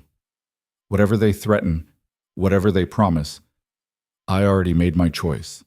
He pushed open the door. The study was enormous, dominated by a desk that looked like it could double as a landing strip. Behind it sat a man who could only be Adrian's father, older, broader, with the same dark eyes but harder, colder. And standing beside the desk, face purple with rage, was Dmitry Volkov. You have some nerve bringing her here, Dmitri's voice boomed across the room. After what you did to my daughter. What I did was kiss a woman I care about. Adrian's hand never left Lena's back. If Elena's feelings were hurt by that, she has my apologies. But I won't apologize for following my heart. Your heart? Dmitry spat the word like a curse. You don't have a heart, Adrian. You have a calculator where other men have emotions. This is about power, or revenge, or some game you're playing. This is about Lena. Adrian's voice cut through the tirade. About the fact that for the first time in 3 years, I feel something other than nothing. About choosing life over strategy. Then you choose poorly. Adrian's father finally spoke, his voice gravelly with decades of cigarettes and whiskey. The Volkov alliance controls routes we need. Dmitri's connections open doors that stay closed to us otherwise. You throw that away for what? A woman you'll tire of in 6 months? Careful, father. Adrian's tone dropped to something dangerous. You're talking about the woman I intend to marry. The room went silent. Lena's head snapped toward Adrian, shock stealing her breath. They'd never discussed marriage, never talked about anything beyond protecting her from Robert Hayes and figuring out what they were to each other. Mary, Dmitri's laugh was ugly. You can't be serious. Elena is not the woman I love, not the woman I choose, not the woman who'll stand beside me as my wife. Adrian's hand moved to lace his fingers through Lena's, presenting a united front. The alliance with the Volkovs is terminated, effective immediately. If you want to continue doing business with the DeLuca family, you'll accept that and move forward. If not, then our partnership ends here. Dmitri's face went from purple to nearly black. You'll regret this, Adrian. When you're bleeding money and watching your empire crumble because you chose pussy over power. Adrian moved so fast Lena barely registered it. One moment he was beside her, the next he had Dmitri pinned against the wall, forearm pressed to the older man's throat. Say another disrespectful word about her, an alliance or not, I'll remind you why people fear the DeLuca name. Adrian's voice was conversational, which made the threat infinitely more terrifying. She's mine, under my protection, and if you or your daughter come anywhere near her with intent to harm, you'll discover exactly how ruthless I can be. Adrian, his father's voice cracked like a whip. Release him, now! Adrian held Dmitri for 3 more seconds, long enough to make his point, before stepping back. Dmitri straightened his jacket with shaking hands, rage and fear warring in his expression. You've made an enemy today, boy. I've made the right choice. Adrian returned to Lena's side, his hand finding hers again. And I'd make it again every time. Dmitri stormed from the room, slamming the door hard enough to rattle the portraits on the walls. Silence settled heavy and thick. Adrian's father studied them both with an expression Lena couldn't read. Finally, he spoke. You're serious about this girl. Her name is Lena, and yes, completely serious. Then you understand what you've sacrificed. The Volkov routes, the Eastern European connections, the political capital Dmitri provided. He leaned back in his chair. Was she worth it? Yes. Adrian didn't hesitate. 1,000 times yes. His father's gaze shifted to Lena, assessment cold and thorough. What makes you worth destroying an empire for, Miss Carter? Lena forced herself to stand tall, to meet those calculating eyes without flinching. Nothing, probably. I'm nobody special, no connections, no money, no strategic value. She glanced at Adrian, drawing strength from his unwavering presence. But I love your son, and he loves me. In a world where everything is negotiated and strategized, maybe that's worth something. Silence stretched for an eternity. Then, impossibly, Adrian's father smiled, a small, grudging curve of his mouth. She's got spine, I'll give her that. He stood, moving around the desk to stand before them. You want my blessing, Adrian? You won't get it. You want my approval? Don't hold your breath. But you are my son, and this is your choice to make. His eyes hardened. But understand, the consequences of this choice are yours alone. The Volkovs will retaliate. Your enemies will see this as weakness. You'll have to fight twice as hard to maintain respect. I know. Adrian's hand tightened on Lena's. I'm prepared for that. Then prepare her too, because they won't just come after you. They'll come after her, test her, try to break her, use her to hurt you. His gaze fixed on Lena. Are you prepared for that, Miss Carter? To have a target on your back simply for loving my son? Lena thought of Robert Hayes, drunk and furious. Thought of years spent invisible, running, hiding. Thought of the woman she'd been 3 weeks ago, exhausted and desperate and slowly disappearing. Then she thought of Adrian's hands on her body, his voice rough with wonder as he'd told her he could feel again. Thought of the way he looked at her like she mattered, like she was worth destroying alliances for. "I'm prepared," she said firmly. "Whatever comes, we'll face it together." Adrian's father nodded slowly. "Then welcome to the family, Miss Carter, though I suspect you'll come to regret that acceptance soon enough." It wasn't a blessing, but it wasn't outright rejection either. They'd take it.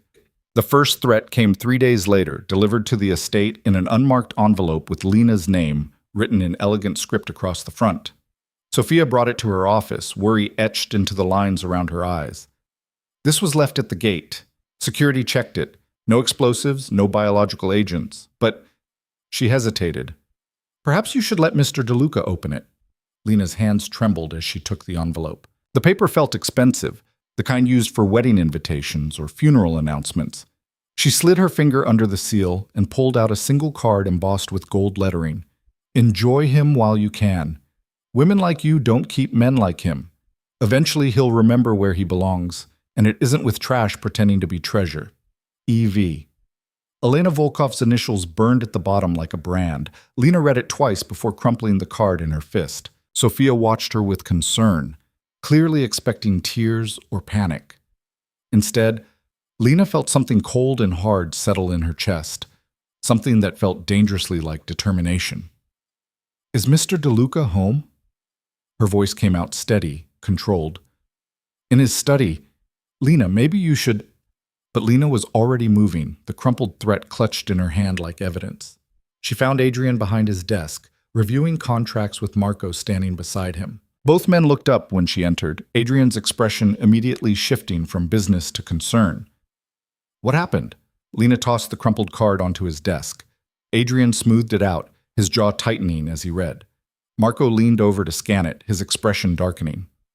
"I'll have security increased," Marco said immediately. "Triple the perimeter checks. Add cameras to—" "No." Lena's voice cut through his planning. "I don't want to hide behind more security.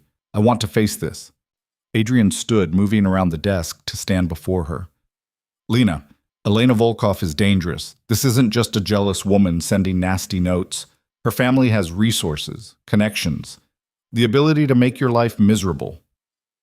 "Then let her try." Lena lifted her chin. "I'm done being afraid, done hiding, done letting powerful people make me feel small." She met his eyes, holding his gaze. "You said you chose me, that I'm yours. So either you meant it and we stand together, or you didn't, and I walk away before this gets worse."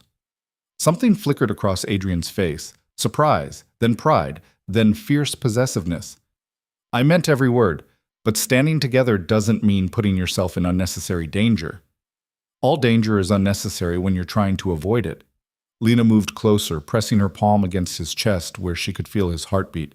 "But I didn't fall in love with you because it was safe. I fell because you made me feel alive again, powerful, like I mattered." Her voice softened. "Don't take that away by wrapping me in bubble wrap and hiding me in your fortress." Adrian's hand covered hers, pressing it more firmly against his heart. "You're asking me to let you walk into crossfire. I'm asking you to trust that I'm strong enough to handle it, that we're strong enough." Lena glanced at Marco, who was watching their exchange with barely concealed fascination. "What would you do if someone threatened you this way?" Marco's smile was sharp as a blade. "Make them regret it, publicly and permanently." "Then that's what we do." Lena turned back to Adrian. "Elena wants to play games, fine. Let's play. But we play to win." Adrian studied her face for a long moment, his thumb stroking the back of her hand. Finally, he nodded. "What do you have in mind?" What Lena had in mind was simple, elegant, and would either cement her place in Adrian's world or destroy her completely. She spent the next week writing, not estate management reports or scheduling documents, but something far more dangerous. A story. Her story.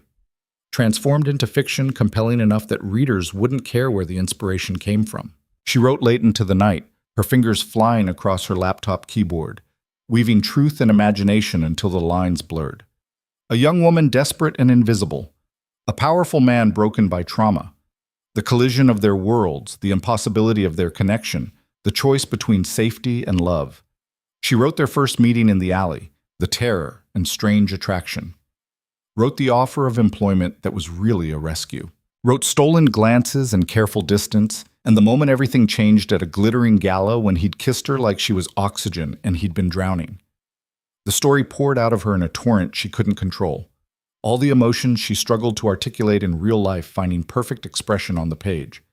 She didn't name names, changed identifying details enough to provide deniability. But anyone who'd followed the gossip, who'd seen those photos of Adrian DeLuca kissing an unknown woman, would recognize the bones of truth beneath the fictional flesh. By the end of the week, she had 50,000 words of the most honest, vulnerable, terrifying things she'd ever written. "What is this?" Adrian's voice came from behind her, making Lena jump. She'd been so absorbed in editing she hadn't heard him enter her apartment. "A story." She closed the laptop quickly, heat flooding her cheeks. "Just something I've been working on." Adrian moved to sit beside her on the couch, his presence warm and solid. "About us?" There was no point lying. "Based on us, fictionalized, but yes, the core of it is real." She forced herself to meet his eyes. "I needed to process everything that's happened. Writing has always been how I make sense of the world. Can I read it?" Lena's first instinct was to refuse, to protect this raw piece of herself from judgment, but they'd promised honesty, vulnerability, trust. She opened the laptop and handed it over. "It's rough. Needs editing. Probably too emotional in places and not emotional enough in others. The pacing might be off, and I haven't figured out the ending yet because I don't know how our story ends." She was babbling, words spilling out to fill the terrifying silence. Adrian's hand covered hers, stilling her nervous fidgeting. "Breathe, Lena. I'm just reading." She watched his face as he read, trying to gauge his reaction. His expression remained neutral for the first few pages. Then something shifted. His jaw tightened, his breathing deepened, and when he reached the scene of their first night together, tastefully written but undeniably intimate, his hand found hers and squeezed. An hour passed. Then 2. Lena made coffee, paced her apartment, resisted the urge to rip the laptop away and delete everything. Finally, Adrian looked up. "This is extraordinary." His voice was rough with emotion. Raw and honest and so beautiful it hurts to read. Relief flooded through her. "You're not angry? That I wrote about us?"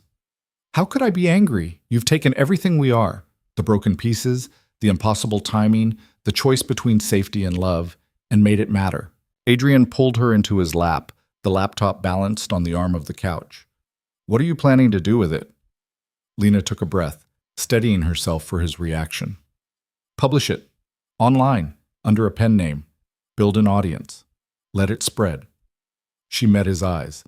"Show Elena Volkov and everyone else who thinks I'm just trash pretending to be treasure that I'm a woman with talent, with voice, with something valuable to offer beyond my connection to you." Understanding dawned across Adrian's features. "You want to claim your own power." "I want to stop being Adrian DeLuca's mysterious woman and start being Lena Carter, writer, someone who matters on her own merits." Her fingers tangled in his hair. "I know it's risky. Know it might draw more attention, might make things harder. But I can't keep hiding behind your protection, Adrian. I need to stand on my own." Adrian was quiet for a long moment, his hands stroking her back in soothing circles. Finally, he spoke. "Then we make it happen. Marco knows people in digital publishing, influencers who could help it gain traction. We'll protect your identity until you're ready to reveal yourself, but we'll make sure your work gets seen." "You're sure? This could backfire, could make us more vulnerable, or it could make you untouchable." Adrian's smile was fierce. Hard to threaten a woman whose story is being read by millions. Hard to make her disappear when she's become someone people care about. He kissed her softly. "Publish it, Lena. Show the world who you really are." The story went live on a Friday night, posted to a fiction platform under the pen name L.M. Carter. Lena had agonized over every detail, the cover design, the chapter breaks, the author bio that revealed nothing while promising everything. Marco had worked his connections, getting the story featured on popular blogs and recommendation lists, creating buzz without revealing who was behind it. By Saturday morning, it had 5,000 reads. By Sunday, 20,000. Monday brought 50,000 and climbing, with comments flooding in from readers captivated by the raw honesty, the emotional depth, the romance that felt real because it was. Have you seen this? Sophia burst into Lena's office Tuesday afternoon, phone in hand. Book talk is going insane. Everyone's trying to figure out who L.M. Carter is and if the story is based on real events. Lena's stomach twisted with anxiety and excitement.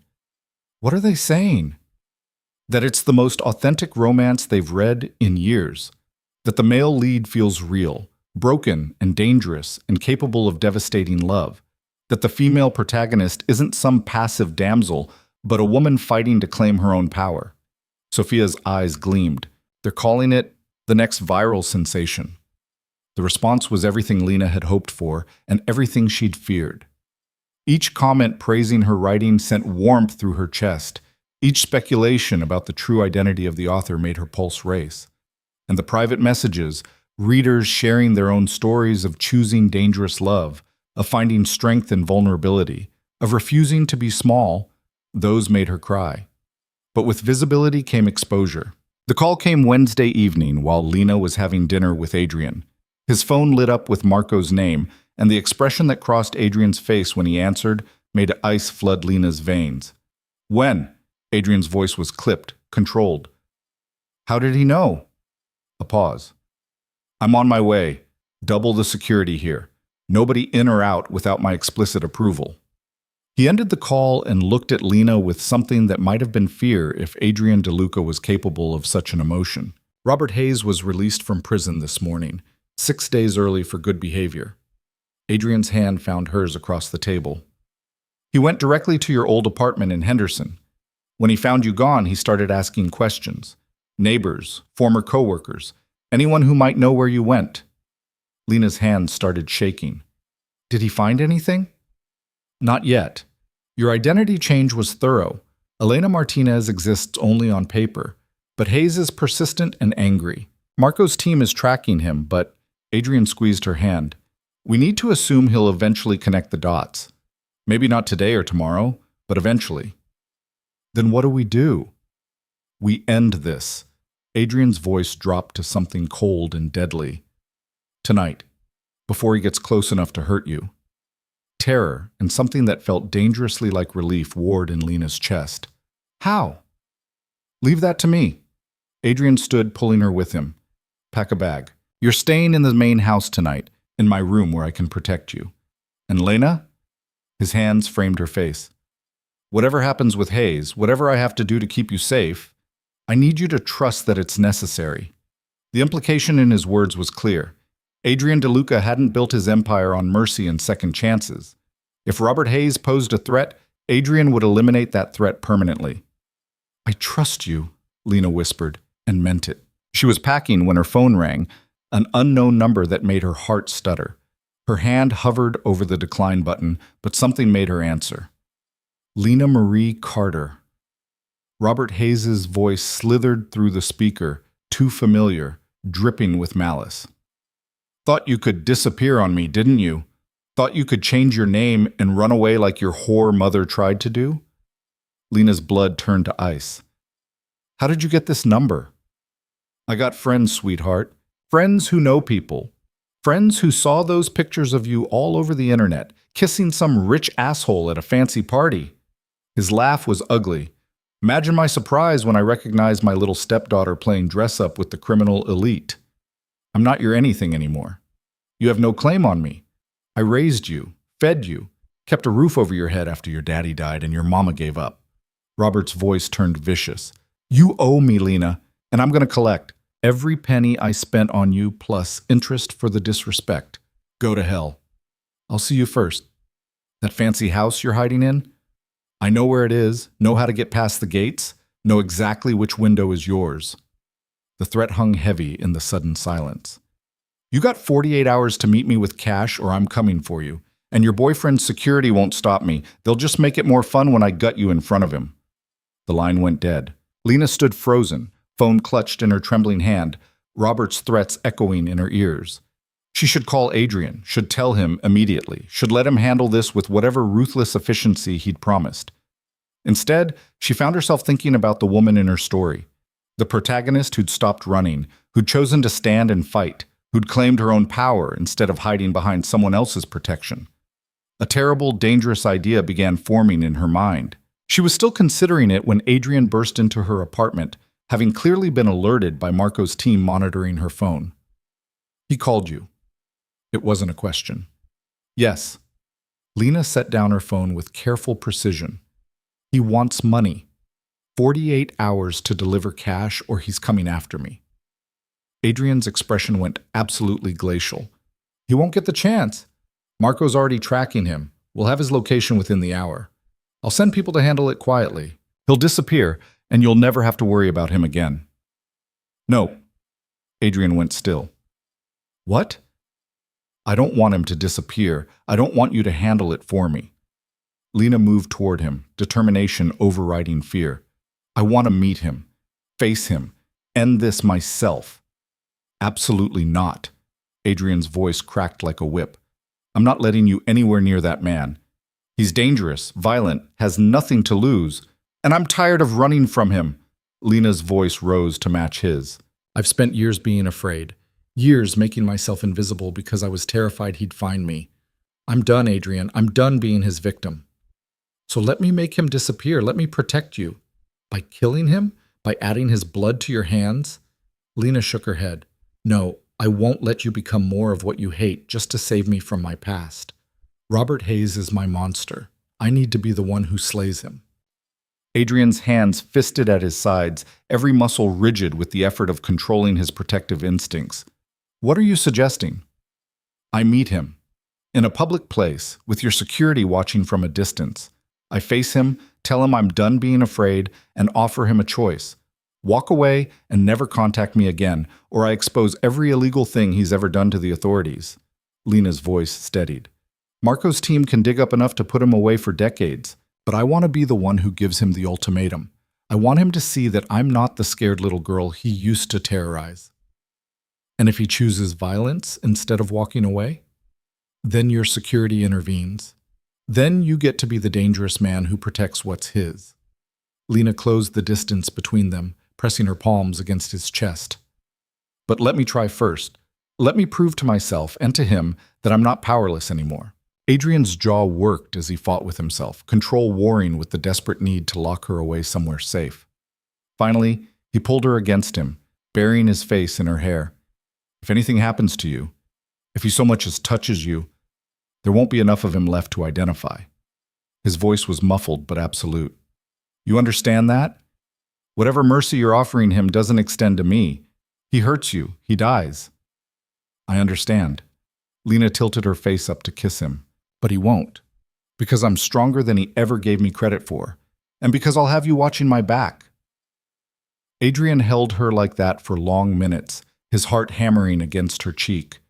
When he finally spoke, his voice was rough with emotion. You're the bravest person I've ever known, and the most terrifying. And I love you so much it makes me stupid and reckless and willing to let you walk into danger because you asked me to trust you. He pulled back enough to meet her eyes. But Lena, if this goes wrong, if he hurts you, then you burn his world down, I know. She kissed him again. Now help me plan how to end this without bloodshed. They chose a coffee shop in a busy shopping district, public enough that Robert couldn't try anything violent, controlled enough that Adrian's security could monitor every entrance. Lena wore jeans and a simple sweater, wanting to look normal, unthreatening. Not the woman in designer gowns kissing Adrian DeLuca, just Lena Carter, facing her past. Adrian had wanted to be there himself, but Lena had refused. Robert would never talk honestly if he thought he was being intimidated by the DeLuca name. This had to be just the two of them, or at least appear that way. In reality, Victor and 3 other security personnel watched from strategic positions, concealed weapons and earpieces connecting them to Marco's command center. Lena sat at a corner table, coffee growing cold in front of her, and waited. Robert Hayes walked in 20 minutes late, exactly as she'd expected. Prison had aged him, more gray in his hair, new lines around his mouth, a hardness in his eyes that spoke of violence endured and violence planned. He spotted her immediately, a cruel smile spreading across his face as he approached. There's my girl. He dropped into the chair across from her without invitation. Looking real good, Lena. That rich boyfriend's money treating you well? Lena forced herself not to flinch at his proximity, at the familiar smell of cheap cigarettes and stale beer. I'm not your girl. I stopped being yours the day I turned 18 and you lost legal guardianship. Legal? Robert laughed. Like legality ever mattered in our family. Your mama sure didn't worry about it when she married me 6 months after your daddy died.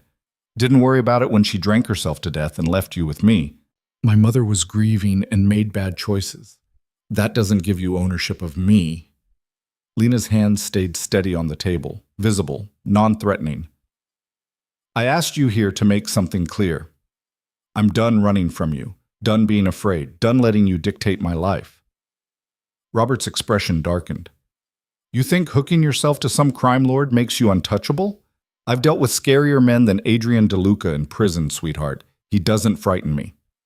He should, but that's not the point. Lena leaned forward slightly. The point is I'm offering you a choice. Walk away. Leave Las Vegas. Leave me alone. Pretend I don't exist.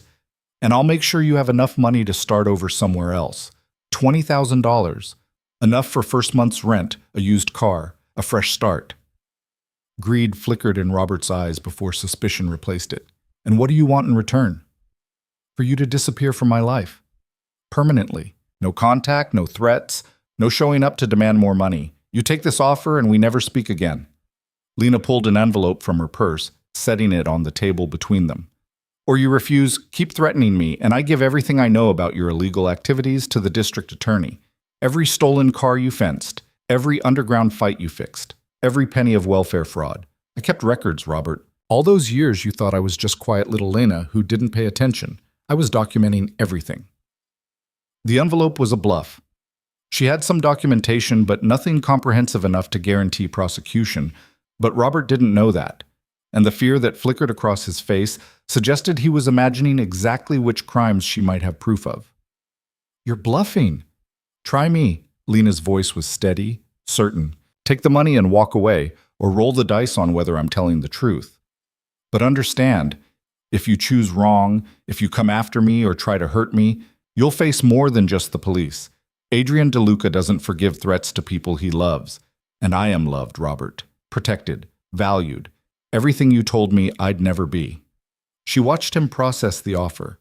Greed warring with pride, warring with the uncertainty of not knowing what evidence she actually possessed. Robert Hayes was a bully and a coward. He'd only ever hurt her because she couldn't fight back. Now faced with real consequences, she could see him calculating odds. 30,000. His counteroffer came quick, desperate. 30,000 and I'm gone. You'll never see me again. Lena wanted to refuse, to stick to her original number, but she could see the truth in his eyes. This was his exit offer, the price of her freedom. Fine. 30,000. But you leave today, right now. You take this envelope, go pack whatever you own, and you're on a bus out of Nevada before midnight. She pushed the envelope closer. There's 5,000 in here. The rest will be wired to an account Marco set up. Untraceable to me, accessible only with a PIN. I'll text you once you're across state lines. It was more than Robert deserved, more than he'd earned. But it was also the price of ending this without bloodshed, without Adrian having to add another body to his conscience. Robert grabbed the envelope, counted the cash inside with practiced fingers. When he looked up, something almost like respect flickered in his expression. You really did grow up, didn't you? Not the scared little girl anymore. No, I'm not. Lena stood, leaving her untouched coffee behind. Goodbye, Robert. I hope you find whatever you're looking for, but find it far away from me. She walked out of the coffee shop with her head high, feeling Victor's presence a reassuring shadow behind her. She didn't look back, didn't give Robert the satisfaction of seeing if she was checking whether he'd follow. Outside, Adrian's town car waited at the curb. The moment she slid inside, Adrian pulled her into his arms, his whole body shaking with relief and residual fear. It's done. Lena's voice was steady despite the adrenaline crash making her hands tremble. He took the money. He's leaving. Marco's team is tracking him to the bus station. If he deviates from the plan, if he tries to come back... Adrian didn't finish the threat. Didn't need to. He won't. He's a coward who only hits when he knows he'll win. And today he realized he can't win against me anymore. Lena pulled back enough to meet Adrian's eyes. I did it. I faced my monster, and I won. Pride and love and fierce possessiveness warred in Adrian's expression. You're incredible. Brave and brilliant and absolutely terrifying. He kissed her until neither of them could breathe. But if you ever scare me like that again, I'm locking you in the estate and throwing away the key. You wouldn't. Try me. They were still arguing about it when Lena's phone buzzed with a text from an unknown number. She opened it, ice flooding her veins as she read. Enjoy your victory, little writer. But understand, you're playing in my world now. And in my world, women who steal what's mine don't get happy endings. The real story is just beginning. EV. Attached was a screenshot of Lena's story, the one she'd published under a pen name, with a note. Recognized yourself yet? I wonder how many other readers will when I point them in the right direction. Adrian read over her shoulder, his expression darkening to something murderous. She knows. Elena knows you're L.M. Carter, and she's threatening to expose me. Lena's mind raced. If she reveals my identity, connects the story to our real relationship, then your privacy disappears. Your safety disappears. Every detail of your life becomes public consumption. Adrian's hands fisted. She wants to destroy you for taking me from her. Lena stared at the threatening message, feeling the walls closing in. She'd thought facing Robert was the end of her battles. Instead, it was just the beginning. But then she thought about the woman in her story, the protagonist who'd refused to be small, who'd claimed her voice and her power. The woman readers connected with because she felt real. A slow smile spread across Lena's face. Then let her expose me. Lena's voice was steady, certain. Let her tell the world who I am. Because if my story is going viral anyway, if people are already falling in love with these characters, maybe it's time they met the real woman behind the words. Adrian stared at her like she'd lost her mind. You want to reveal yourself? After everything we've done to protect your identity? I want to take control of my own narrative. Lena pulled up her author account, fingers hovering over the keyboard. Elena thinks she can use my story as a weapon. But what if I use it as a shield? What if I own who I am, stand up in front of everyone and say, yes, this is my story, this is my truth, and I'm not ashamed of it? Lena, trust me. She met his eyes, seeing her own fierce determination reflected back. The way I trusted you to let me face Robert, trust that I know how to fight this battle. Adrian was silent for a long moment. Then, slowly, he nodded. Then fight. And when Elena Volkov retaliates, because she will, I'll be right beside you, burning down anyone who tries to hurt you. Lena began typing, her fingers flying across the screen as she crafted the message that would change everything. To my readers, you've asked who L.M. Carter is, whether my story is based on truth. I'm here to answer those questions. My name is Lena Carter. I'm 24 years old, and the romance you've been reading, the story of a broken man learning to love and an invisible woman claiming her power, is mine. Every word of it. This is my truth, my choice, my voice, and I'm not hiding anymore. She hit publish and watched the message go live, setting in motion events that would either cement her place in Adrian's world or destroy them both. But for the first time since Robert Hayes had called threatening her life, Lena felt something other than fear. She felt ready. The response was instantaneous and overwhelming. Within an hour of Lena's revelation, her story exploded across every social media platform. Readers who'd been captivated by the fictional romance now devoured the real-life drama behind it. News outlets picked up the story. Mystery author reveals identity. I'm living my own romance. Lifestyle bloggers dissected every detail of her relationship with Adrian, and the comment sections filled with thousands of voices. Some supportive, others vicious, all of them demanding more. Lena sat in Adrian's study, watching her phone light up with notifications until it became meaningless noise. Sophia had stopped bringing her the physical mail after the first 100 letters arrived. Marco had assigned 2 additional staff members just to filter death threats from fan mail. You're trending #1 worldwide, Adrian said from behind his desk, his own laptop open to a dozen tabs monitoring the fallout. Above political scandals, celebrity breakups, and a royal wedding announcement. Is that good or bad? Lena's voice came out smaller than she intended. Depends on your definition. Adrian closed his laptop and moved to sit beside her on the leather sofa. You wanted control of your narrative. You have it. Every major publisher in New York is fighting to offer you a book deal. You've gained 200,000 followers since this morning. Your story has been read over 5 million times in the past week. But Elena Volkov has also been giving interviews, painting you as a gold digger who fabricated a romance to justify stealing me from her. Dimitri's legal team is exploring defamation options. And my mother, Adrian's jaw tightened. My mother called you a vulgar opportunist exploiting private matters for public gain. Each revelation landed like a physical blow.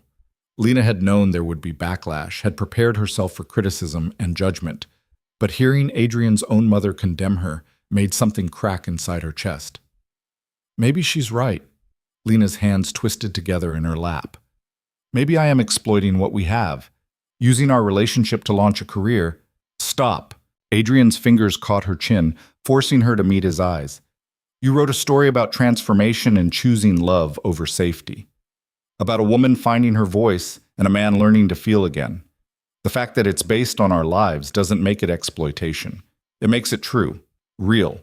The kind of truth people are desperate to find in a world full of carefully curated lies. Your family hates me. The Volkovs want to destroy me. Half the internet thinks I'm a scheming, and the other half thinks you're brave and honest and exactly what I needed. Adrian's thumb stroked her cheekbone. Do you know what I read in the comments this morning? Hundreds of women saying your story gave them courage to leave abusive relationships, to stand up to men who made them feel small, to choose the dangerous, complicated love instead of the safe, empty alternative. His voice roughened. You're changing lives, Lena. Don't let the people who hate that take it away from you. Lena wanted to believe him, wanted to focus on the positive responses instead of the vitriol, but the weight of public scrutiny pressed against her shoulders like a physical thing. I'm scared, she whispered. I thought I was ready for this, but Adrian, they're picking apart every detail of my life. They found photos of my old apartment. Someone tracked down my former boss at the convenience store and got her to talk about how desperate I was for money. They're painting me as pathetic. You were never pathetic. You were surviving. Adrian pulled her into his lap, wrapping his arms around her like he could shield her from the world's judgment. And now you're thriving. Let them see that transformation. Let them watch you rise. A sharp knock interrupted them. Marco entered without waiting for permission, his expression grim. We have a situation. Elena Volkov just posted a video to her social media. 3 million views in 20 minutes and climbing. Adrian's whole body went rigid. Show me. Marco pulled out his tablet, queuing up the video. Elena Volkov appeared on screen, perfectly styled, sitting in what looked like a professionally lit interview setup. Her expression was wounded, vulnerable, a masterclass in calculated sympathy. I want to address the rumors surrounding Adrian DeLuca and Lena Carter, Elena began, her voice soft and pained. For those who don't know, Adrian and I have been in a relationship for 2 years. We were planning our future together, marriage, family, building something meaningful, until Miss Carter arrived. Lena's stomach dropped. That's a lie. Adrian said you weren't together. Watch, Adrian said tightly. Elena continued, dabbing at her eyes with practiced precision. I understand the appeal of their story. A powerful man, a struggling woman, a fairy tale romance. It's compelling fiction, but that's all it is. Fiction. The truth is that Miss Carter targeted Adrian deliberately. She researched his vulnerabilities, identified his isolation, and positioned herself as the solution to problems he didn't know he had. This is insane, Lena breathed. She wrote a story making herself the hero of a romance that never existed, Elena went on. She's fabricated intimacy, invented connection, all to justify inserting herself into a world where she doesn't belong. And now she's profiting from it while destroying real relationships in the process. Elena's expression hardened. I'm not saying this out of jealousy. I'm saying it because women like Lena Carter are dangerous. They prey on successful men, exploit their weaknesses, and leave devastation in their wake. Adrian is a victim here, even if he doesn't realize it yet. The video ended. Silence filled the study like poison gas. She's accusing you of being a predator, Marco said flatly, of manipulating Adrian for money and status. The comments are already turning. People who supported you an hour ago are now questioning everything. Lena felt sick. How do we fight this? How do I prove that's not what happened? You can't prove a negative, Adrian said, his voice cold with fury. That's exactly why she chose this angle. There's no way to prove you didn't target me, didn't research my vulnerabilities, didn't deliberately position yourself. His hands fisted. She's playing on every stereotype about women and wealthy men, making people doubt your intentions. Then what do we do? Adrian was silent for a long moment, his expression calculating. When he finally spoke, his voice held the cold precision of a man planning war. We give them a story they can't refute, one that makes Elena's narrative impossible to maintain. He looked at Marco. How fast can you arrange a press conference? Real media, not just social media. Major networks, legitimate journalists. 24 hours if I call in favors, 48 to do it properly. Do it properly. I want this airtight. Adrian turned to Lena. Are you ready to tell the whole truth? Everything. Your past with Robert Hayes, why you needed the job, how we actually met. You want me to admit I was desperate? That I took your offer because I had no other options? Lena's voice climbed. That just proves Elena's point, that I'm an opportunist who... It proves you're human. That you were in an impossible situation and made the best choice available. Adrian's hands framed her face. People don't connect with perfect fairy tales, Lena. They connect with messy, complicated truth. So we give them truth, raw and honest and impossible to deny. Lena thought about the woman in her story, the protagonist who'd stopped hiding and claimed her voice. That woman wouldn't cower in the face of Elena Volkov's lies. She'd stand up and fight back. Okay, Lena's voice steadied. Let's do it. Let's tell them everything. The press conference was scheduled for Friday at 2 p.m., held in the grand ballroom of one of the DeLuca hotels. Media credentials were verified, questions pre-screened, security tighter than a presidential visit. Lena spent the 48 hours before it preparing, rehearsing answers with Adrian, reviewing talking points with Marco, trying not to vomit from anxiety. The morning of the conference, she woke to Adrian's arms around her and his voice low against her ear. Whatever happens today, whatever they ask or accuse, remember that I chose you, that I love you, that nothing Elena Volkov says can change that. Lena turned in his embrace, studying his face in the early light. What if this makes things worse? What if people don't believe us? Then we'll deal with it together. Adrian kissed her softly. But Lena, I have a feeling they're going to believe every word, because the truth has a weight that lies can never match. She wanted to share his confidence. Instead, she felt like she was walking toward execution. The ballroom filled quickly. Reporters from every major outlet, cameras positioned for optimal angles, the low hum of speculation filling the air like electricity. Lena sat beside Adrian at a table facing the crowd, acutely aware of every eye judging her appearance, her posture, her right to be there. Marco stepped to the microphone first, establishing ground rules and introducing Adrian. When Adrian stood, the room went silent, the kind of silence that came from recognizing real power. Thank you all for coming. Adrian's voice carried authority even through the microphone. I'm here today to address the rumors and accusations surrounding my relationship with Lena Carter. There's been a lot of speculation, a lot of false narratives, and one particularly damaging lie I need to correct immediately. He paused, letting the tension build. Elena Volkov claims we were in a relationship for 2 years, that we were planning marriage and a future together. That is categorically false. Adrian's dark eyes swept the room. Elena and I have never been in a romantic relationship. Her family and mine hoped for a strategic alliance. Our parents arranged dinners, public appearances, opportunities for us to develop feelings. But I was clear from the beginning that I had no interest in pursuing anything beyond professional courtesy. Hands shot up across the room. Adrian ignored them, continuing. 3 years ago, I was in an accident that left me with significant trauma, physical and psychological. For 3 years, I believed I was incapable of forming genuine emotional connections. I accepted that my life would be defined by business arrangements and strategic partnerships rather than real feeling. His hand found Lena's, pulling her to stand beside him. Until I met Lena Carter, the woman who made me feel something other than nothing for the first time in years. Lena's heart hammered as camera flashes exploded across the room. Adrian's hand squeezed hers, grounding her. Lena didn't target me. She didn't research my vulnerabilities or position herself strategically. She was a cocktail waitress trying to escape an abusive stepfather, working 3 jobs to save enough money to disappear. I offered her a position managing my estate because I saw someone drowning who deserved a life raft. What happened after that, the connection we developed, the relationship that grew, was as unexpected to me as it was to her. Adrian turned to face Lena directly, speaking to her rather than the cameras. You didn't exploit my weaknesses. You made them irrelevant. You didn't fabricate intimacy. You created it by being honest and brave and refusing to let me hide behind emotional walls. Everything in your story is true because it's our story. And I'm not a victim of your manipulation. I'm a man who finally figured out what it means to be alive. Tears burned in Lena's eyes.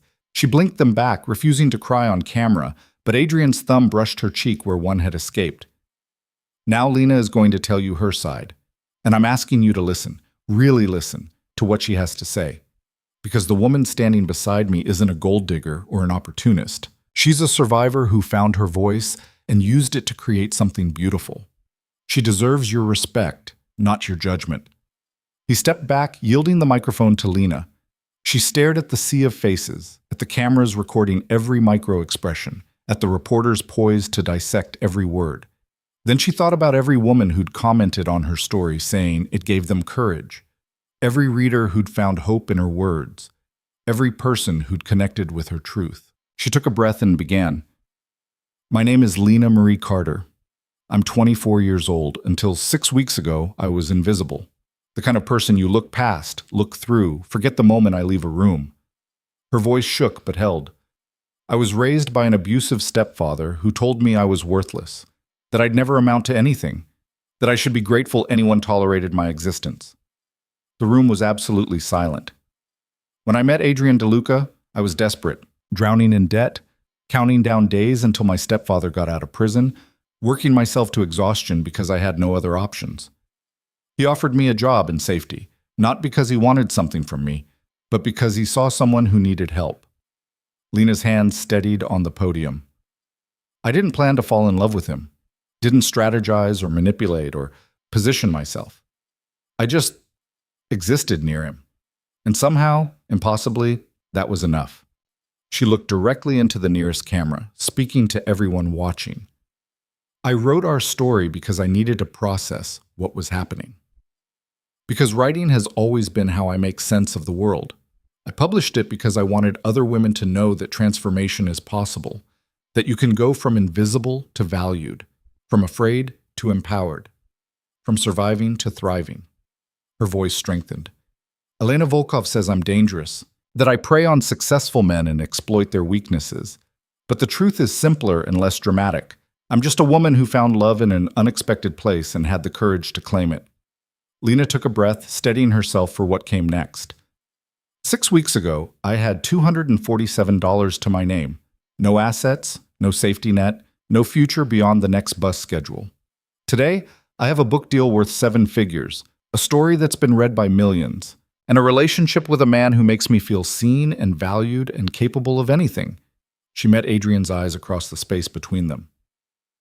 Elena wants you to believe I fabricated all of this for personal gain, but I ask you, what kind of person gives up anonymity, privacy, and peace for money?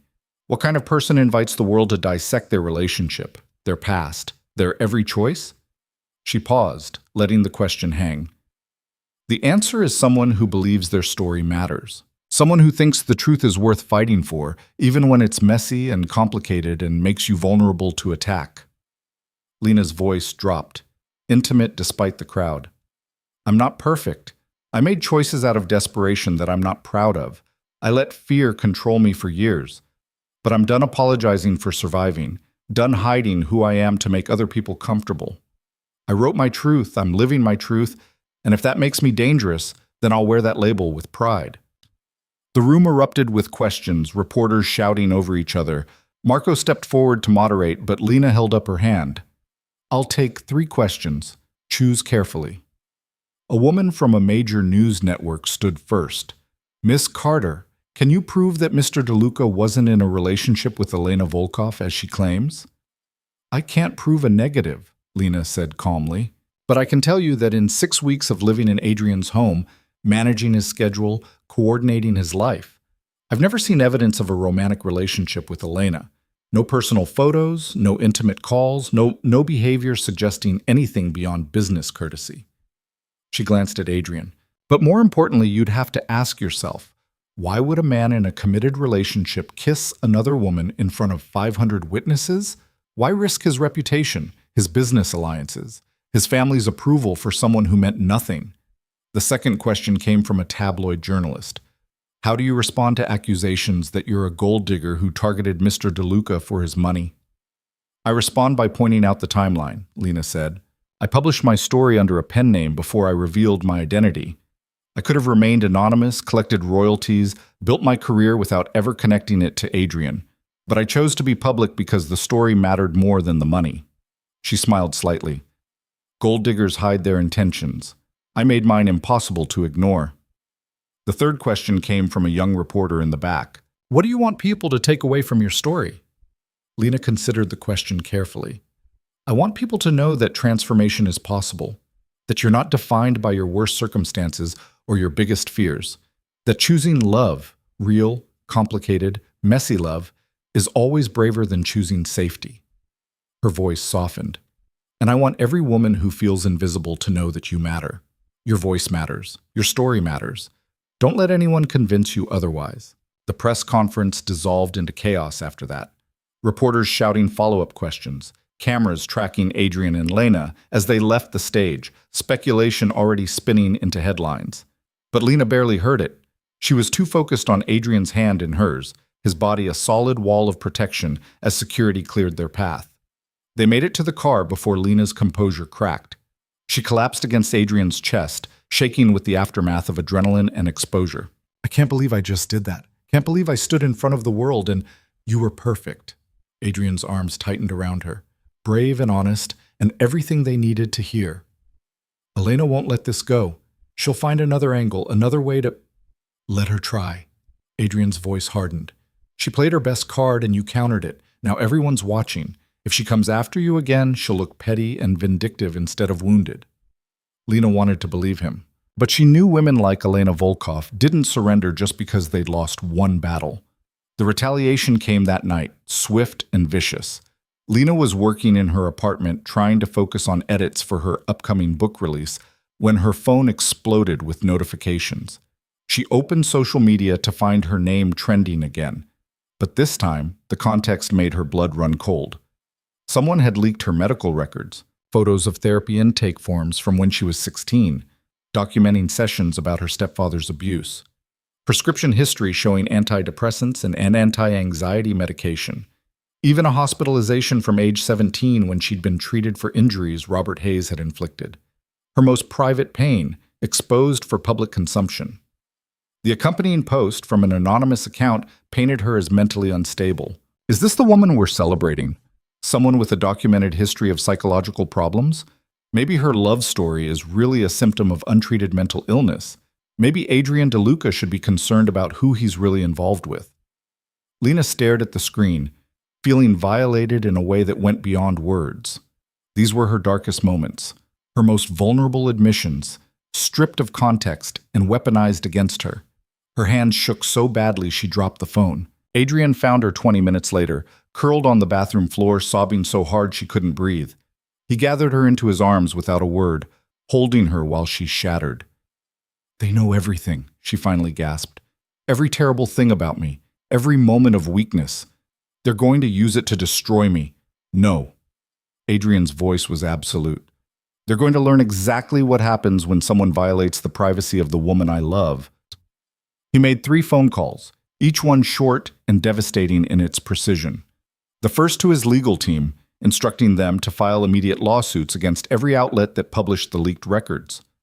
The second to Marco, ordering an investigation into how the records were obtained and who was responsible. The third to someone Lena didn't recognize, a voice that answered with Director Campbell and listened while Adrian explained what had happened. I'm calling in the favor you owe me, Adrian said coldly. I want a federal investigation, HIPAA violations, illegal acquisition of protected health information, harassment. I want whoever did this buried so deep they never see daylight again. When he finished, he turned back to Lena with an expression that promised violence. Elena Volkov crossed a line. She went from attacking your character to violating federal law, and she's going to regret it. How do you know it was her? Lena's voice was raw from crying. Because it's exactly what she'd do when everything else failed. She can't fight your truth, so she's trying to make you look unstable. Make people question your version of events. Adrian's jaw was tight enough to crack. But she miscalculated, because now instead of looking like a victim, she looks like a criminal, and I'm going to make sure everyone knows it. The investigation moved with terrifying speed. Within 48 hours, Marco's team traced the leak to a private investigator Elena Volkov had hired. Within 72 hours, the FBI filed federal charges. Within a week, Elena herself was facing criminal prosecution for conspiracy to violate privacy laws. The public response was swift and brutal. The same people who'd questioned Lena's story now rallied to her defense. Articles condemned the violation of her medical privacy. Advocacy groups for abuse survivors took up her cause, and Elena Volkov's carefully curated image crumbled under the weight of her own vindictiveness. She's trying to make a deal, Marco reported during a security briefing. Her lawyers approached the DA's office this morning. She'll plead guilty to reduce charges and drop all claims about you and Adrian in exchange for avoiding jail time. Lena looked at Adrian, waiting for his reaction. His expression was carved from stone. What does Lena want? Adrian asked quietly. Everyone in the room turned to look at her. Lena thought about Elena's threats, her lies, the violation of her most private pain. Thought about the woman who'd tried to destroy her out of nothing more than jealousy and wounded pride. I want a public apology, Lena said finally. Recorded statement admitting she lied about Adrian and me, admitting she orchestrated the leak, taking full responsibility for her actions. She met Marco's eyes, and I want her to donate $1 million to organizations supporting abuse survivors.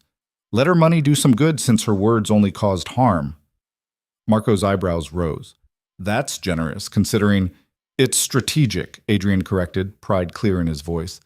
An apology makes Lena look magnanimous. The donation turns Elena's attack into funding for a good cause. And a recorded admission destroys any remaining credibility Elena might have had.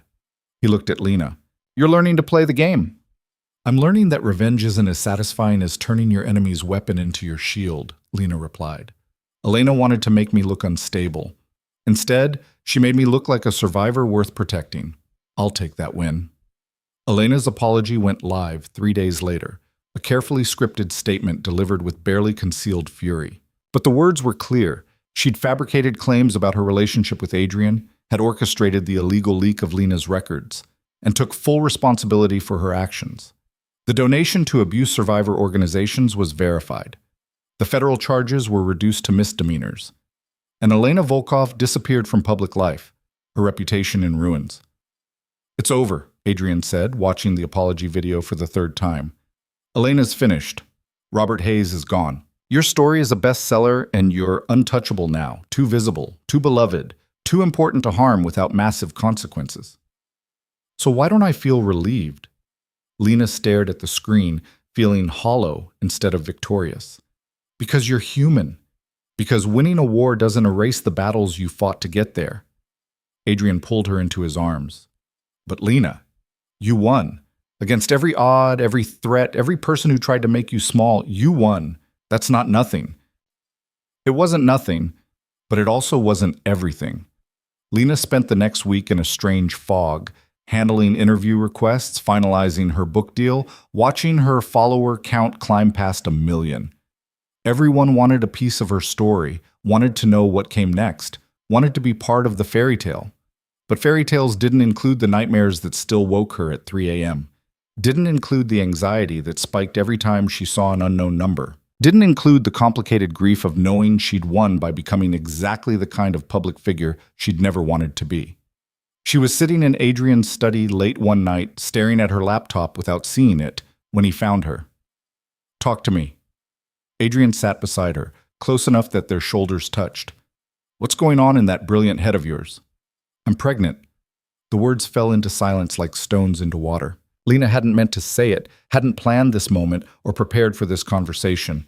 But suddenly the truth was out there, impossible to take back. Adrian went absolutely still. What? I'm pregnant. 8 weeks. I found out this morning and I've been trying to figure out how to tell you and Lena's voice broke. I know we never discussed this, never planned for it. I'm on birth control, but sometimes it fails. And I don't even know if you want children, or if this is terrible timing, or... Adrian's mouth crashed against hers, silencing her panic with a kiss that tasted like joy and wonder, and something so pure it made her eyes burn. You're pregnant, he breathed against her lips. With my child. Our child. Are you happy about this? Lena searched his face, looking for any sign of doubt or fear. Happy? Adrian's laugh was shaky. Lena, 6 months ago I thought I was broken beyond repair. Incapable of feeling, of connecting, of building anything real. You proved me wrong about all of it, and now you're telling me we're creating a life together? His hands framed her face with devastating gentleness. I'm not happy. I'm devastated, terrified, overwhelmed with how much I love you and this tiny person we made. Tears spilled down Lena's cheeks. I was so scared you'd think it was too soon, that we weren't ready. We're not ready. We're a mess. You're launching a career that's going to consume you, and I'm running an empire that requires constant attention, and we're both still healing from trauma. Adrian's forehead dropped to hers. But we'll figure it out, together, the way we figured out everything else. Together, Lena whispered, the word feeling like a promise. They sat like that for long minutes, wrapped in each other and the stunning reality of new life. Then Adrian pulled back, something shifting in his expression. Marry me. Lena's breath caught. What? Marry me. Not because of the baby, or because my family expects it, or because it makes strategic sense. Adrian's dark eyes held hers with absolute certainty. Marry me because I love you. Because you're the only person who's ever made me feel whole. Because I want to spend the rest of my life watching you be brilliant and brave and absolutely terrifying. Adrian, marry me because when I picture my future, you're in every frame, you and our child and whatever other chaos we create together. His voice roughened. Marry me, Lena Carter. Make me the luckiest man in Las Vegas. Lena thought about the woman she'd been 6 months ago, invisible, afraid, convinced she'd never matter to anyone. Thought about everything that had changed, everything she'd fought for, everything she'd become. Yes, the word came out steady and sure. Yes, I'll marry you. Adrian kissed her until they both forgot how to breathe, until the study disappeared and there was nothing but them and the impossible beauty of choosing each other, despite every logical reason not to. When they finally broke apart, Adrian pulled a small box from his desk drawer, the kind of box that held expensive jewelry. Lena's eyes widened. You were planning this. I've been carrying this for 2 weeks, waiting for the right moment.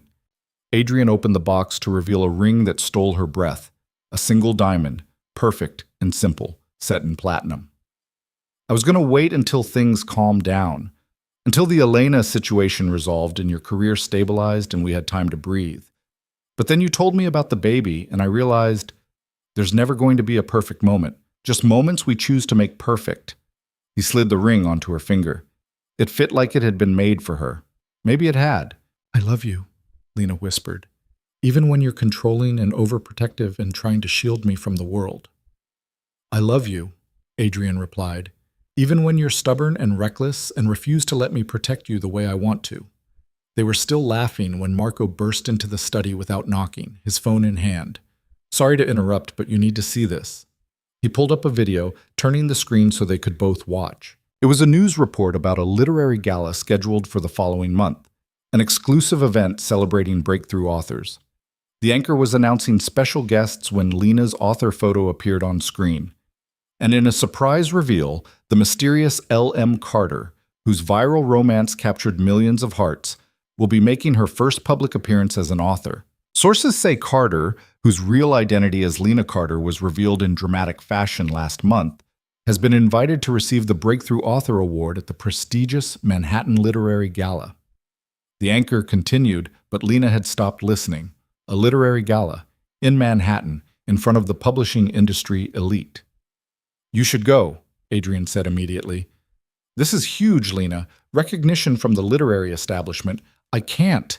I'm pregnant and exhausted, and the thought of standing in front of more cameras... Lena shook her head. I've had enough exposure for one lifetime. Or Adrian said slowly. You could go and show everyone exactly who Lena Carter is. Not a scandal or a headline, but a legitimate author who deserves recognition. His eyes gleamed. And I could come with you. Make sure everyone knows that the woman they're honoring is mine. You want to go to a literary gala? Lena couldn't keep the surprise from her voice. You hate these things. I hate business galas full of people trying to leverage connections. But a celebration of your achievement? Where I get to watch you receive recognition you've earned? Adrian's smile was fierce. I wouldn't miss it for anything. Marco cleared his throat. There's one more thing. The gala organizers reached out specifically requesting that you attend. Apparently, your story has become required reading in several MFA programs. You're being studied, Lena. Analyzed as an example of authentic voice and emotional truth in contemporary romance. The words felt surreal. 6 months ago, Lena had been a nobody serving drinks to people who looked through her. Now she was being studied in graduate programs, celebrated by the literary establishment, recognized as someone who mattered. I'll go, she decided, but only if Adrian comes with me. I'm done walking into important moments alone. You'll never walk into anything alone again, Adrian promised. Not if I have anything to say about it.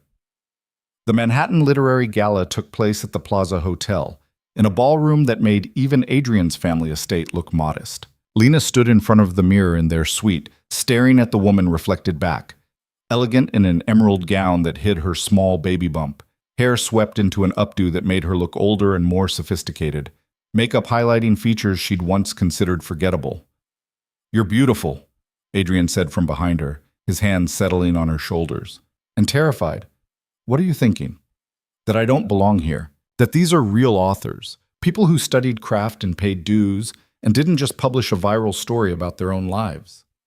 Lena's hands twisted together. What if they see through me? What if I'm just a one-hit wonder who got lucky? Adrian turned her to face him, his expression serious. Do you know how many people read your story and saw themselves in it? How many women found courage in your words? How many lives you've already changed? His thumb brushed her cheekbone.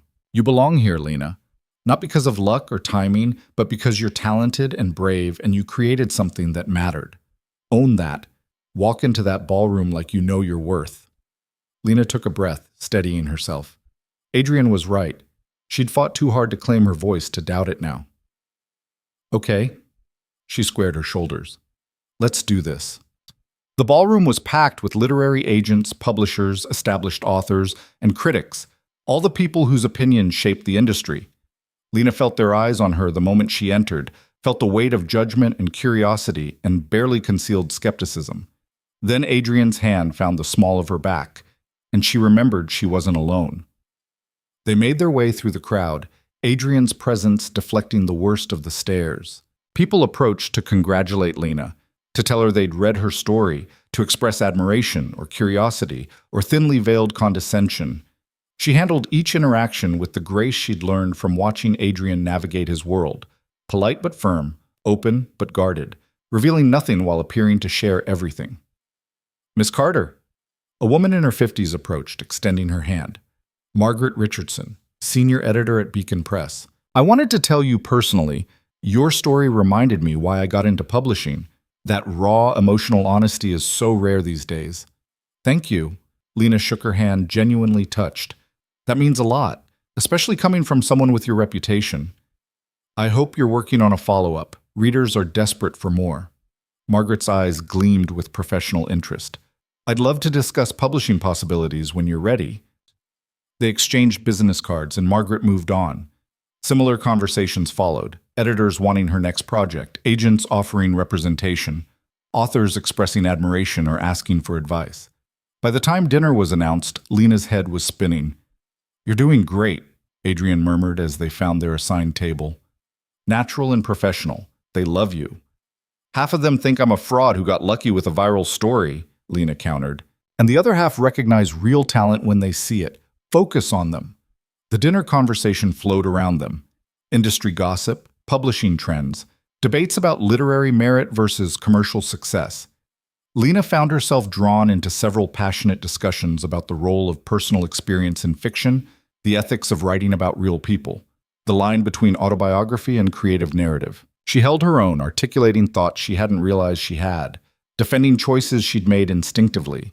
And with each exchange, she felt something shift inside her, the imposter syndrome fading, replaced by growing confidence. Then the awards ceremony began.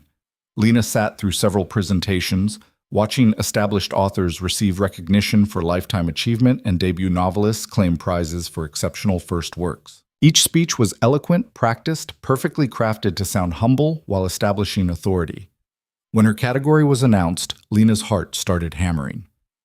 The Breakthrough Author Award recognizes a writer who has captured public imagination with authentic voice and emotional resonance. This year's recipient emerged from obscurity to become one of the most read authors in contemporary romance. Her story sparked conversations about vulnerability, transformation, and the courage required to share personal truth. Please welcome Lena Carter. The room erupted in applause. Lena stood on shaking legs, feeling Adrian's hand squeeze hers once before she had to walk to the stage alone. The spotlight was blinding. The audience was a blur of faces. And the award, a beautiful crystal sculpture, felt impossibly heavy in her hands. Lena approached the microphone, her prepared speech evaporating from her mind. She looked out at the sea of people who'd come to celebrate authors, and suddenly she knew exactly what to say. 6 months ago, I was invisible. The kind of person you look past without seeing. I worked 3 jobs to survive, wrote stories in stolen moments because it was the only thing that made me feel alive, and convinced myself that wanting more was pointless because people like me didn't get fairy tale endings. The room had gone absolutely silent. Then I met someone who saw me, really saw me, who made me believe that I mattered, that my voice mattered, that my story was worth telling. Lena's eyes found Adrian in the crowd. I wrote about our relationship because I needed to process the impossible thing that was happening to me. Going from invisible to valued, from afraid to empowered, from surviving to thriving. She looked back at the audience. Some people say I exploited personal experience for profit, that I fabricated a romance to justify a career. But I hope, that what I actually did was give permission. Permission for other women to share their truths. Permission to write messy, complicated stories about real love instead of sanitized fantasies. Permission to claim your voice, even when people tell you it's not worth hearing. Lena lifted the award. I accept this not just for myself, but for every woman who's ever felt invisible, who's ever been told to be quiet, to be small, to be grateful for whatever scraps of attention she receives. Your stories matter. Your voices matter. You matter. Don't let anyone convince you otherwise. She stepped back from the microphone to thunderous applause. Tears burned in her eyes, but she blinked them back, refusing to cry on stage. She'd said what needed saying. Now she could walk off with dignity and tact. Except the standing ovation wouldn't stop. People were on their feet, some of them crying, others smiling with genuine warmth. And at the back of the ballroom, Adrian DeLuca stood tall and proud, his expression holding something that looked like love and admiration and fierce possessiveness combined. Lena made her way back to their table through a gauntlet of congratulations and requests for interviews. She sank into her chair, shaking with adrenaline, and Adrian immediately pulled her close. You were perfect, he said against her hair. Brave and honest and absolutely devastating. Half the room is in love with you now. I only care about one person's opinion. Lena tilted her face up to kiss him, not caring who was watching or what photos would surface tomorrow. Did I do okay? You changed lives tonight, including mine. Adrian's hand settled over her stomach, where their child grew. Our baby is going to have the most extraordinary mother. They stayed through the rest of the ceremony, accepting congratulations and exchanging contact information with industry professionals. But when the formal events ended and the after-party began, they slipped away, back to their suite, away from cameras and crowds, finally alone. What happens now? Lena asked, kicking off her heels with a groan of relief. We go back to Vegas, I write my next book, we prepare for the baby? Eventually. Adrian loosened his bow tie, watching her with an expression that made heat pool in her belly. But first, I'm going to spend the rest of the night reminding you exactly how extraordinary you are. Is that a promise or a threat? Both. Adrian closed the distance between them, his hands sliding up her sides. You stood on that stage and claimed your power in front of everyone who matters. Now I get to worship you in private the way you deserve." Lena's breath caught as Adrian's mouth found her throat, teeth grazing sensitive skin. "The baby, is it safe to—" "Perfectly safe. I researched." His hands found the zipper of her gown, lowering it with agonizing slowness. "Now stop thinking and let me show you what it means to be loved by a man who thought he'd never feel anything again." The dress pooled at her feet. Adrian lifted her easily, carrying her to the bed with a gentleness that contradicted the hunger in his eyes. "I love you," he said, positioning himself above her. "For your courage, your voice, your stubborn refusal to let anyone make you small." He kissed her slowly, thoroughly. "And I'm going to spend the rest of my life making sure you never forget how much you matter." Lena pulled him down to her, accepting the promise with her body and her heart, and the fierce certainty that together they could face anything. Later, wrapped in Egyptian cotton sheets with Adrian's arms around her and their child growing between them, Lena thought about the journey that had brought her here. From invisible waitress to celebrated author, from victim to survivor, from afraid to empowered. "What are you thinking?" Adrian's voice was rough with exhaustion.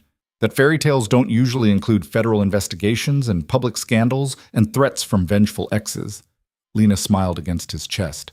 "But ours does, and somehow that makes it better." "Better how?" "Because it's real.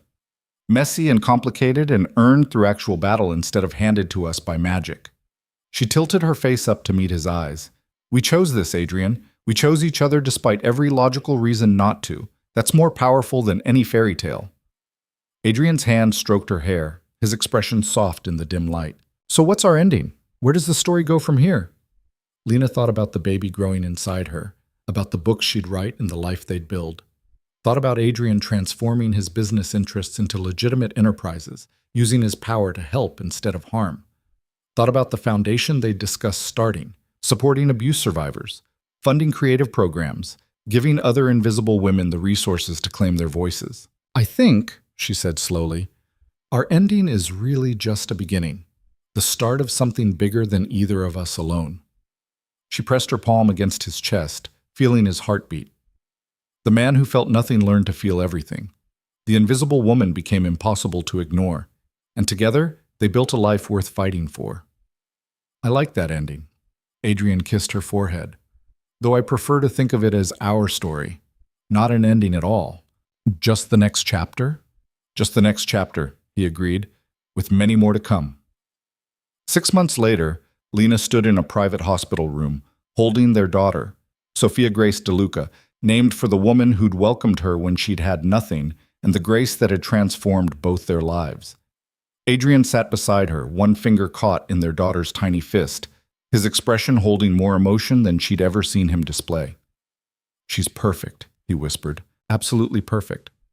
"She has your eyes," Lena observed, "and hopefully my ability to sleep through chaos because she's going to need it growing up in this family." Adrian laughed, the sound rich with joy. "Our family. The one we built from broken pieces and impossible choices." Lena looked at the man she'd married in a quiet ceremony surrounded by people who actually mattered. Not society connections or business associates, but real friends and the family members who'd chosen to support them. Looked at the daughter they'd created against all odds. Looked at the future stretching before them, full of possibility and promise.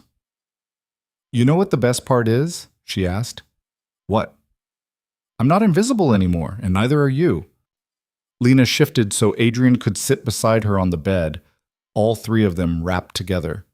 "We made each other seen, made each other real, made each other whole." Adrian pressed his lips to her temple, his arms encircling both his girls. "You made me whole, Lena. Everything else was just details." "Important details. Like the part where I'm a best-selling author, you're slowly transforming your empire into legitimate businesses, and we're starting a foundation to help abuse survivors find their voices." "Details," Adrian repeated, smiling. "The important part is this, us. This family we created by choosing love over logic." Their daughter made a small sound, not quite a cry, more like a declaration of existence. Lena looked down at the tiny person who represented everything they'd overcome, everything they'd built, everything they'd become. "Welcome to the world, Sophia Grace," she whispered. Your parents have quite a story to tell you about danger and transformation and the kind of love that breaks you open and puts you back together stronger than before. Should we start with the part where I kissed your mother in front of 500 people? Adrian asked their daughter, who was already falling asleep against Lena's chest. Or the part where I faced down my worst nightmare with nothing but words and courage? Lena countered. How about we start with the truth? Adrian's hand covered Lena's where it rested on their daughter's back. That sometimes the most dangerous choice is also the right one. That real love requires real courage. And that the woman you should fear most is the one who's decided to stop being afraid. Lena leaned into him, feeling the weight of their daughter, the warmth of Adrian's body, the stunning reality of having everything she'd never dared to want. I love you, she said simply, for seeing me, for choosing me, for making me believe I deserve to be chosen. I love you, Adrian replied, for teaching me to feel, for refusing to let me hide, for being brave enough to walk into my world and make it ours. They sat like that as the sun set over Las Vegas, the city of sin and second chances, of broken dreams and impossible transformations. Three people who'd found each other against all odds and built something worth fighting for. The story that had started with a collision in a dark alley, with a desperate woman and a broken man, had transformed into something neither of them could have predicted. Not a fairy tale. Fairy tales were too simple, too clean, too divorced from the messy reality of actual human connection. This was better. This was real. And in the end, Lena Carter, the woman who'd been invisible, who'd been afraid, who'd been convinced she'd never matter, had created exactly the kind of story worth telling. The kind where the heroine saves herself, claims her power, and chooses dangerous love over safe emptiness. The kind where both people transform, both people grow, both people discover that being broken isn't the end of the story. It's just the beginning of becoming whole. The kind where happily ever after isn't given. It's earned, fought for, claimed with courage and conviction, and the stubborn refusal to settle for less than everything. And as Lena looked at her husband and daughter, at the life they'd built from ashes and impossible choices, she knew with absolute certainty that every battle, every threat, every moment of terror had been worth it. Because in the end, love, real, complicated, dangerous love, was always worth fighting for. Always.